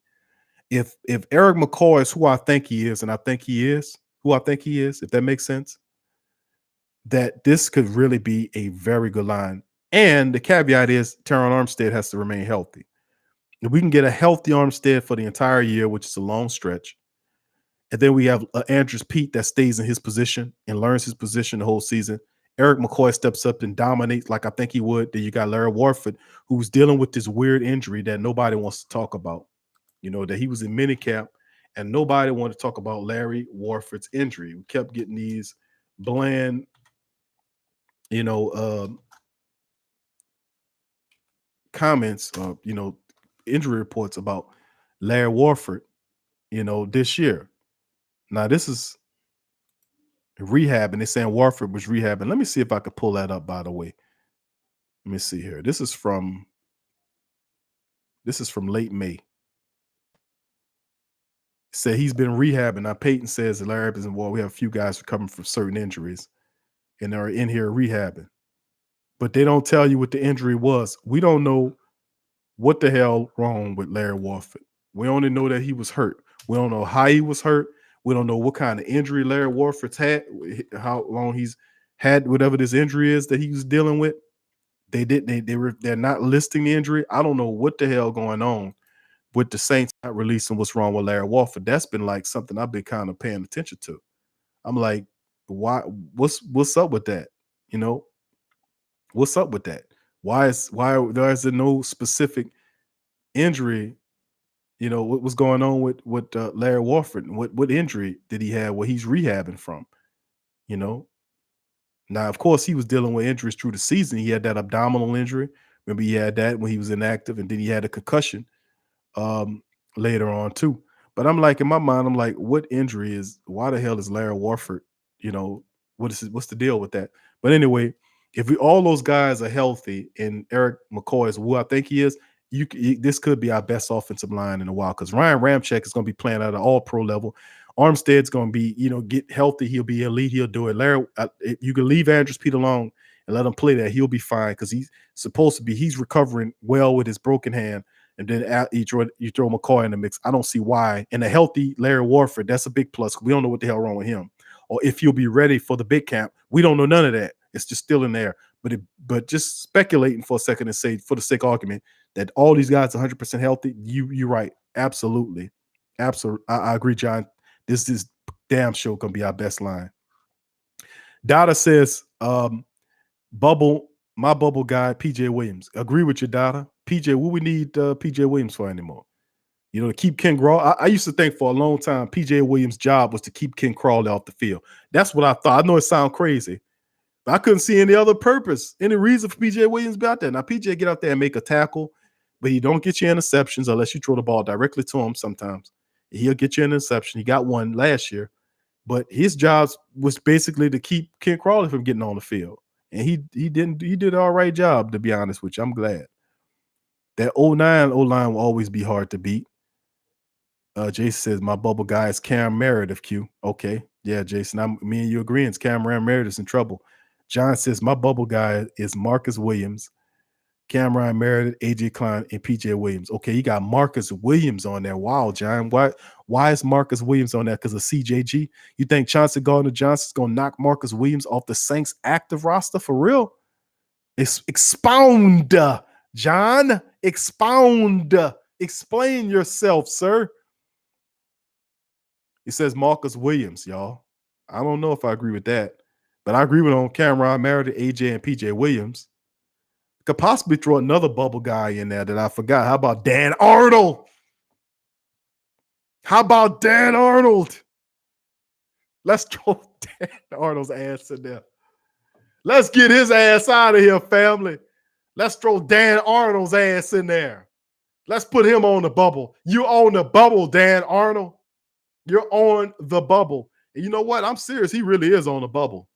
Because you got Jared Cook, you got Josh Hill, you got Alizé Mack, and some depth charts have Garrett Griffin over Dan Arnold. Let's throw Dan Arnold's ass on the bubble list too, family. converted wide receiver. Can't catch a touchdown in the NFC Championship game. Got me upset. 3 years enough for me, Marcus Williams. Jay said he's better than Bell. If anything, Bell on the bubble. Good point. Bell could be. Remember, anything. That's another thing. Bell is due. Bell is out of here. I already said that. Saints not gonna keep Bell. You don't take two safeties, and you know Bell got a free agency coming up next year. Find Bell out of here, man. I wouldn't say this year, but next year, no doubt about it, he up out of here. Not Marcus Williams, John. Seriously. That's what Jason says. 3 years is enough for me on Marcus Williams. He's better than Bell. If anything, Bell's on a bubble. Jason says CGJ is going to take Bell's spot anyway. Watch. Glenn says, why do you think that Sean Payton is so sensitive about being transparent about injuries? If so, is his reasons warranted? He usually, you know what? That's a good question. Glenn, you got a lot of great questions. You know that, Glenn? You got a lot of really good questions, buddy. Thank you for those, by the way. You know, I think, you know, with and that's the thing about Sean Payton. Sean Payton actually is pretty fair in most scenarios about giving up them injuries list. But this whole Larry Warford thing is kind of really like, what is going on with that? Why are you not telling us what's wrong with Larry Warford? Not just listen, just did a quick search and pull up several reports that submitted any details about what's wrong with Larry Warford. You know, what is he dealing with? Will he be available for big camp? That's a big question, because if he's not available for camp, you know, well, we do have Nick Eason we could fill in for Larry Warford, but I'd rather have Larry Warford. You know, what's going on with Larry Warford? I just don't understand why he's not transparent about that injury. But usually, yeah, some of his reasons can be quite warranted, Glenn. But when you're not playing anybody right now, who does it benefit one way or the other for you to know the specifics or the details upon Larry Warford? We're in the offseason now. So why would he need to guard that injury? You get my point there, Glenn? I know you agree with me. I'm just saying, at the end of the day, why would we not? Why would he guard that injury right now? We ain't playing no games with nobody. We're in the offseason. Give up the information, Sean. Come on, what's wrong with him? Made me think of something serious that you won't tell me. You don't keep back something simple. Oh, he just stubbed his toe. He's walking to the bathroom. He stubbed his toe. That's all it is, y'all. Y'all don't have to worry about it. He just stubbed his toe in the bathroom. It ain't nothing that simple, man. Never that is. You ain't gonna keep nothing secret like that. If it's something probably dealing with something deep, then you probably will keep a secret. But you ain't keeping nothing simple, though, secret, in my opinion. Who knows? But he usually is pretty decent about that, Glenn. Because it's none of them damn businesses who's hurt us, bro. Mind your business. Who is Jason going off on here? Cameron J 985 J says Cameron Meredith, Von Bell, and PJ Williams on my bubble. PJ Williams, Von Bell. Now, Von Bell's interesting, man. I didn't think about putting Von Bell on Mother because a lot of people think about Chauncey Gardner Johnson going to take his position. But you still got to remember, family, the Saints run the 3 safety look. So if the Saints run the 3 safety look, you get rid of Von Bell. Who the guy you going to put in his place? You need 3 safeties. And please don't tell me you're going to kick out Von. The Saints have 3 quality safeties to play that position. But who do you supplement? A lot of people think Saquon Hampton is going to be a practice squad player. You know, who do you beat out? You got Justin Hardy, who's a cornerback that you don't want to really see, and you got Chris Banjo, who's a safety who you really don't see. Those guys are usually stashed for special teams because they have that importance on the special teams roster. But you still need 3 good safeties to play that 3 safety look: Von Bell, Marcus Williams, and Chauncey Gardner Johnson. If not, who do you have in that 3 safety look? And let's see, John says, anytime you go in the draft and get 2 S's means something. That's right, John. 2 safety means something. Von Bell in trouble. That's what it means. You get 2 safeties. Jason said, I wouldn't give up info either. It was a joke, Q. Yeah, I got you, baby. Cheryl says, my bubble, guys. Dan Arnold. Thank you, Cheryl. Cheryl says, Dan Arnold. Chris, wow. Really, Cheryl? Cheryl said, Dan Arnold. I love that one. You know I love that one. You got Chris Banjo and Vince Bigel. Okay, Cheryl, why Chris Banjo? What he did? And Vance Bygel. What's up with Vance Bygel? What's the deal with Vance Bygel? You don't like Vance Bygel? You don't like Vance Bygel, Cheryl? Explain that to me, baby. What's going on with Chris Banjo and Vince Bygel? Because both of those guys are really good special teams players for us. Why you don't like them? Why you don't like those guys? But yeah, hey, I love it. Dan Arnold on the bubble. If I already told y'all what it'd be if I was on the team. If I was on the team, Dan Arnold he'd be gone. Say hasta la vista to Dan Arnold. So is it with such is the case if it was Marcus Williams too. I would have put the cut down. I'd have lowered the guillotine. Both those guys. But that's the curse of losing Malcolm Jenkins. That's another thing. You think Malcolm Jenkins would have missed that tackle? Malcolm Jenkins wouldn't have missed that tackle. And this is ironic. Ben Watson got hurt. Couldn't play in that game. And I said to myself, the Saints need to go and get a veteran tight end or something. And then Dan Arnold does what he does. Cheryl say trash. You could be right, Cheryl. Vince Bygel probably he could not make it. He could be beat out by Caden Ellis. So you could be right on that, Cheryl. And Chris Banjo, he's a key special teams guy, but the Saints do have other key special teams guys. I don't know about. I can feel you on Vince Bygel and definitely on Dan Arnold. Not so much on Chris Banjo. I think the Saints gonna hold on to Banjo because of his value in special teams. You're right. He ain't much on the field in terms of helping you play as a safety event. If Chris Banjo is playing in for your safety, you in trouble. I don't mean to disrespect Chris Banjo, but he knows where his strength is. A strength special teams guy. Quincy, what's up, Quincy? Quincy says Dan Arnold is gone. Hello, Alizé Mac. Thank you, sir. Thank you. That makes me feel so much better. That makes me feel so much. See, and I'm glad, family, that we can have this discussion where we could talk about and explain and expound on the fact that after all the emotionalism about the guy running over Courtney Roby, whatever his name is, running over Tommy Lee Lewis and causing a pass interference that wasn't a pass interference, that we can actually say to ourselves, you know what? We didn't actually get robbed. We actually gave that game up because Dan Arnold didn't catch that darn touchdown when he was supposed to. We can have that discussion. Say, you know what, y'all? We didn't get robbed. You know what? Instead of them saying, yeah, we got robbed. What you talking about? You go to one of them family meetings, y'all. Y'all know you go to the, y'all just went to, family gatherings when y'all have the 4th of July. That just passed. You got all your crazy in-laws and folks around and your friends, and they loaded with beer and they talking mess. And they start talking about the Saints. We were robbed. And they said they got the guy. You got one guy I got robbed shirt on. Yeah, we got robbed, man. We got robbed. You know what we need to do? We need to start putting out shirts that show Dan Arnold dropping the touchdown ball. We didn't get robbed. Yeah, that's what we do. Get a shirt saying we didn't get robbed, and then show Dan Arnold dropping the play where he dropping the touchdown. We didn't get robbed. We didn't get robbed. Dan Arnold dropping the touchdown that could have won the game. That's what we need to do. That's the shirt you got. You want to make some money, make a couple million right fast, family? I just gave y'all a great idea. You got a shirt company, all the thing I'm saying is when you make some millions, just shout out your boy Q. Say, you know what, Q, I got, hit, bam, Q, Q threw that at me. But shirt, it says we didn't get robbed and show Dan Arnold dropping the touchdown ball. That's what I'm talking about. Jay said 985. Jay said, LOL, Dan Arnold gone too. Thank you. Thank you, Jay. We get this fool off this team dropping touchdowns. John said, hey, Q, how long would you keep a player before letting them go? Depends, John. It depends.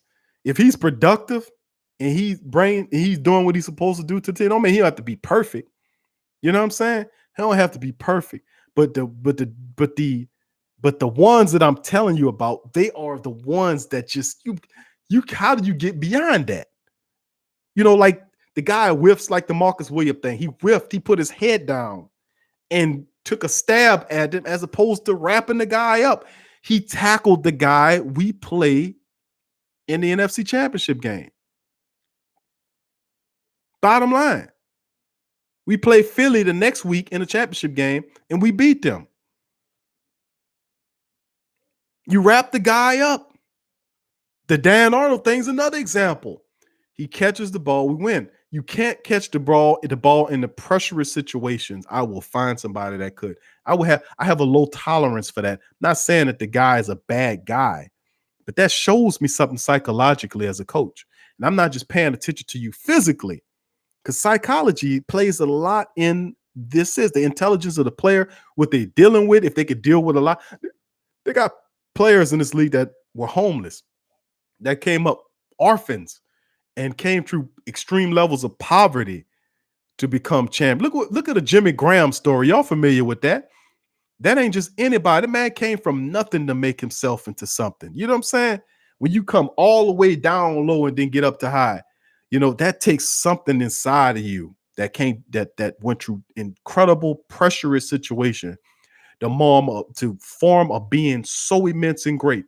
It's almost using them like using the mineral or the resource descriptions of things, like how diamonds are formed.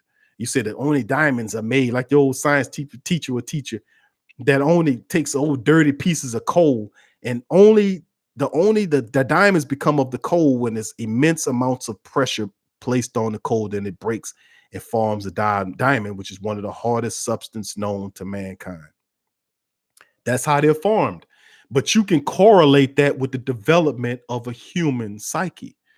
Like, how much do we take, and then be able to take all of that and deal with all of that pressure and all of that stress, and still don't allow the worst situations to keep us in a state of poverty or whatever, anything negative, and just break forth into levels that before that you couldn't see because you was in that darkened state, that deepened state, and you were able to break free and get up to a level not that many people can't reach. That's a lot. That says a lot.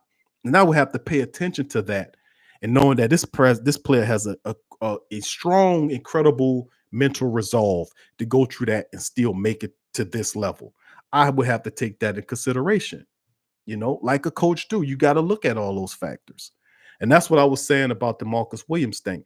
I might have been I would have been upset at first, but I would have made Marcus do track, tackle, and drills and all that kind of stuff. I'd have made him, he would have showed it. But Dan Arnold dropping the ball like that, and the truth be told, that guy was dropping the damn ball all season long. He dropped 3 touchdowns that year. He was dropping the damn ball the whole damn season. The only time he was actually doing something, he was a star when he was in playing well in the when he was doing well in preseason and in the camp. But when he get to the regular season, he dropping everything.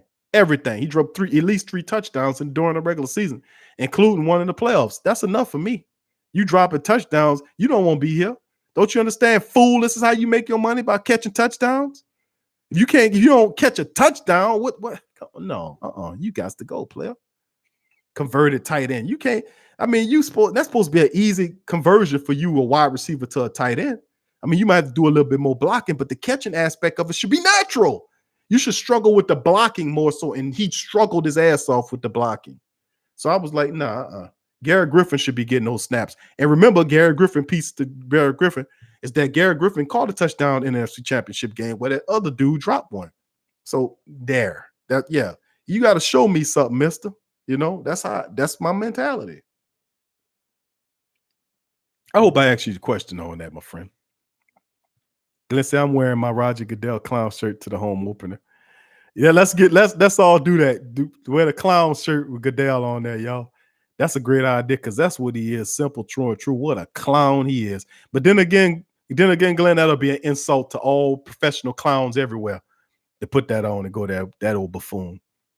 Hey, Q, what kind of trade value do you think Taysom Hill has as far as getting a decent wide receiver? I don't think you're going to get a number 2 for Taysom. And why would you trade him, Jason?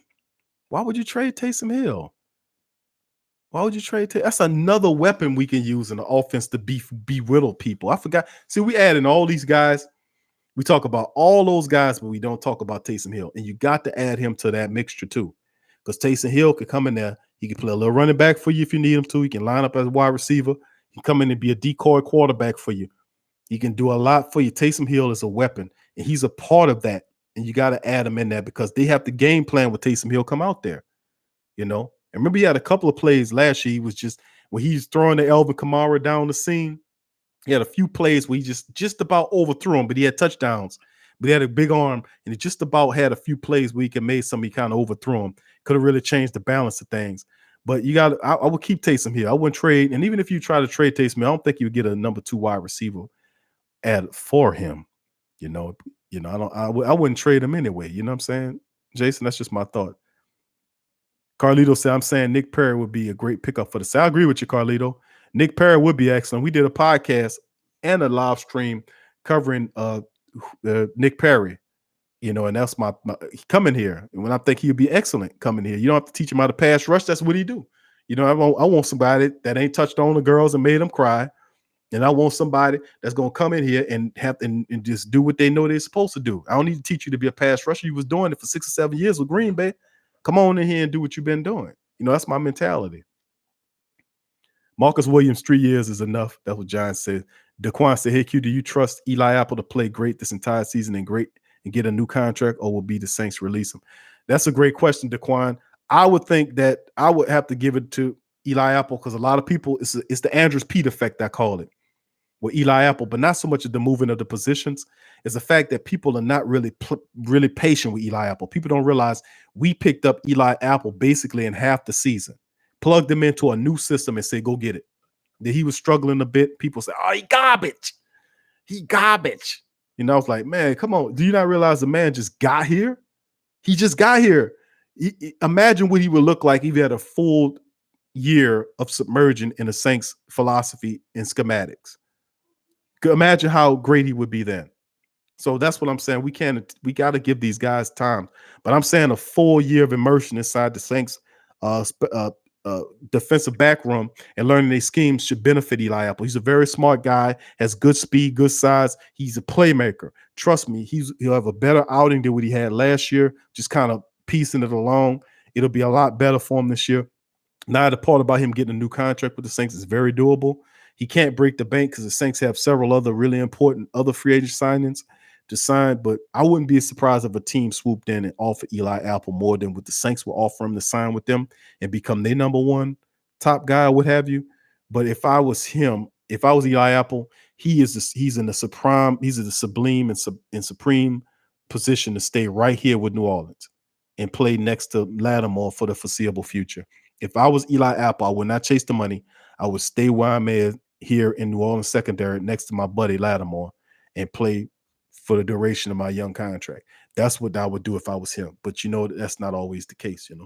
I don't think the Saints will release him. I think the Saints will try to re-sign Eli Apple because it's a good thing to do with paying him with Lattimore to Ohio State guys. Sean Payton gave up a pick to get him.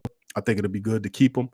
But, I could see them hashing out an agreement that works for both parties. If I was Eli, I would want to stay. I wouldn't chase the money somewhere else. That's just me. But, you know how guys are. Bell, and Jason says, Bell still don't have an interception to his name, and you want to get rid of Williams. Come on, man. John says, Dada, out of respect, I have seen 3 years of closely watching him. He never recovered quite as it's kept. Quincy says, you can't struggle with blocking and catching in this offense. Football 101. Dada, Jason, I'm wondering, John knows as much as he says about Saints to say what he's saying about Marcus Williams. 985 Jay says, Dan Arnold robbed us. That's right. That's right, Jay. Let's put that on a shirt. Dan Arnold robbed us and showed him missing the catch for the touchdown. You're going to talk about somebody robbed us. We had that game. If he'd have caught the touchdown, it was over with. I keep saying that. People still saying to this day, oh, we got robbed. I'm like, man, you even watched the game? You was drunk? You forgot that man dropped that touchdown? Oh, yeah. I forgot that. Yeah, thank you, man. Like, man, you guys be drunk out their mind, man. Stop being involved with groupthink. Don't get involved with groupthink because 9 times out of 10, the group be wrong as hell. We got to understand, man, them people didn't rob us, man. They made a bad 9 call at the end of the game. That is true. But the Saints should have won that game because they had the game in their control. The man dropped the touchdown, and if he caught that touchdown, the Saints would have won that game by 3 points. I'm just being honest with you. He doesn't, Jason. And what's Dada saying? I'm thinking he's a young teenager. Marcus Williams can get better and better young as he is. I think he is definitely going to get better. Sean, what's up, bro? Welcome, man. Sean's in the building. Onyemata went from a 57 to an 81 in just 2 seasons as an undrafted free agent. Wow. Yeah, Onyemata, man, he was extremely raw coming out of Canada, and they didn't know. But man, you remember he had Tony, what was big man name? You could say helped him develop into a defensive tackle. Saints had injuries that year that forced Onyemata into a more increased role, and it actually worked for us in development to get more of those things. But you had Big Tony down here,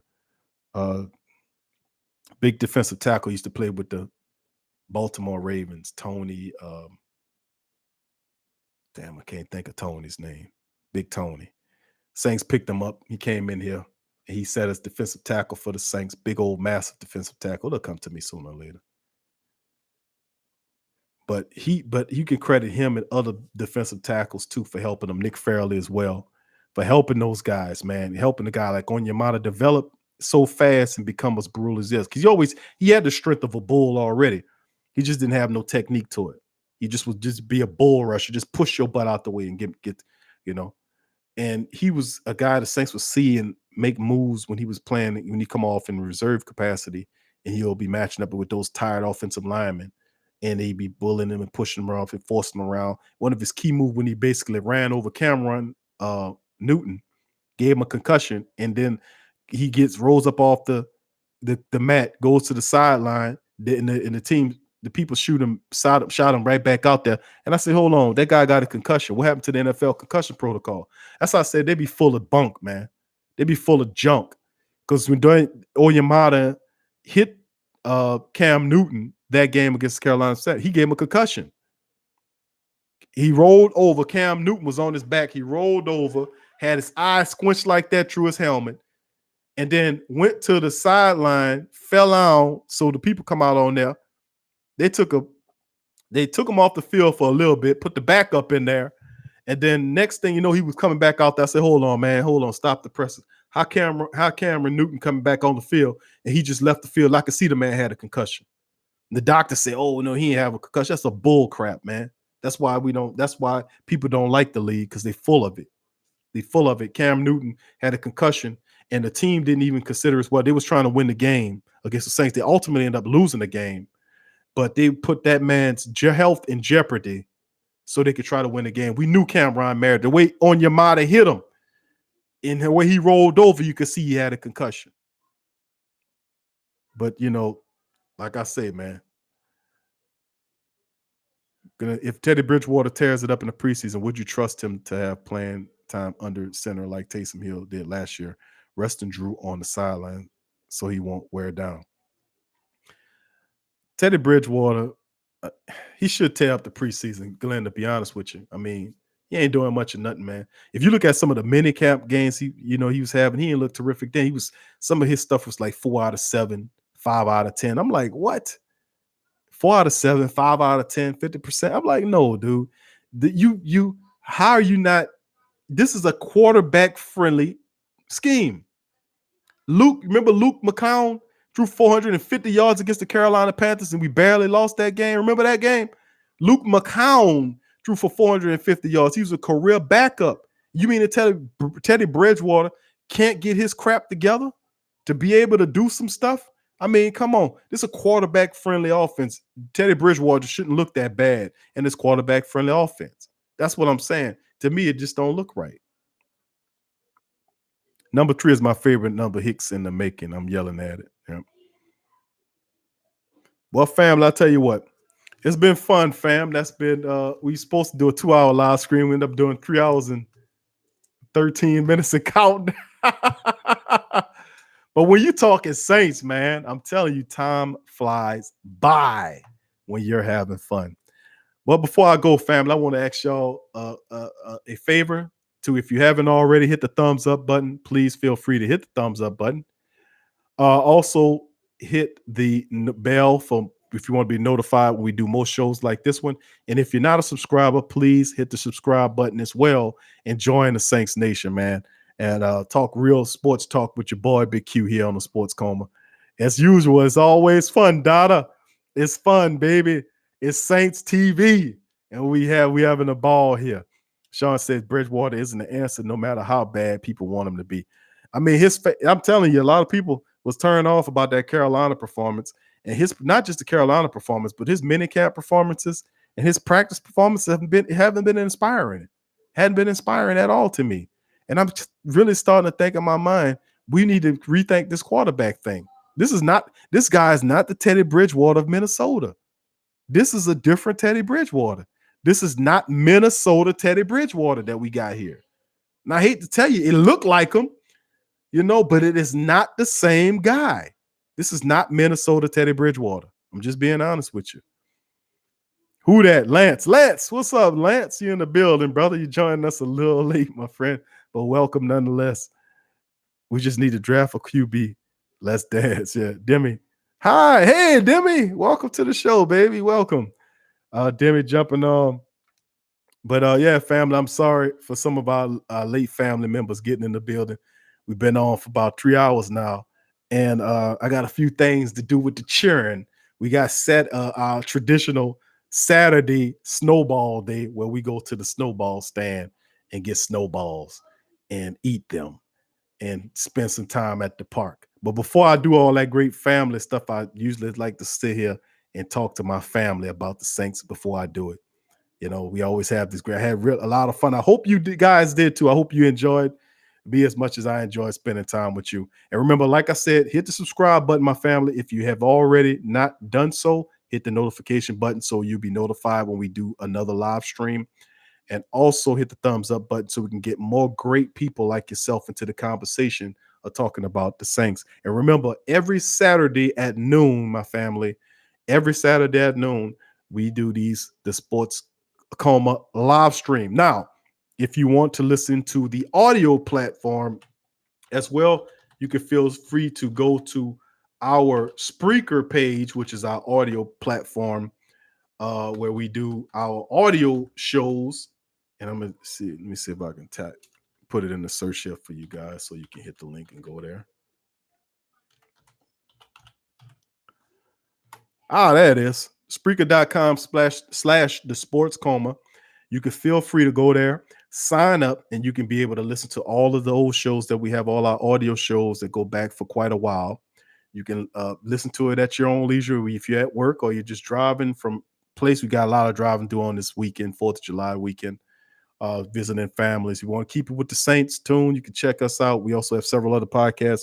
If you're a New Orleans Pelicans fan, if you like the Pelicans as much as you like the Saints or half of much, we also do a show called the Pelican Postgame Report. You can sign up for that on YouTube. It's the Pelican Postgame Report YouTube channel.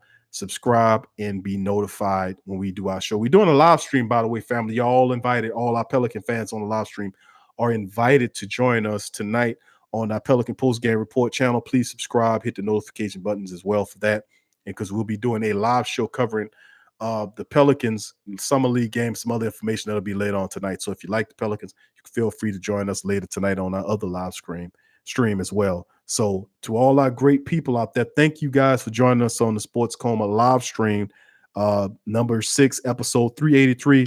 Once again, thank you guys, man. I love y'all, man. Who that to you guys, and feel free to share the show to whatever or wherever you socialize. Take it to Facebook, Twitter, Instagram, or even Reddit, or most of us belong to like Saints Saints boards on Facebook, Facebook groups, stuff like that. Feel free to share the show as well. Let them know about the Sports Coma if they hadn't already known about us, and let's help grow our family together. So from me here and the crew here at the Sports Coma, thank you guys for joining us tonight.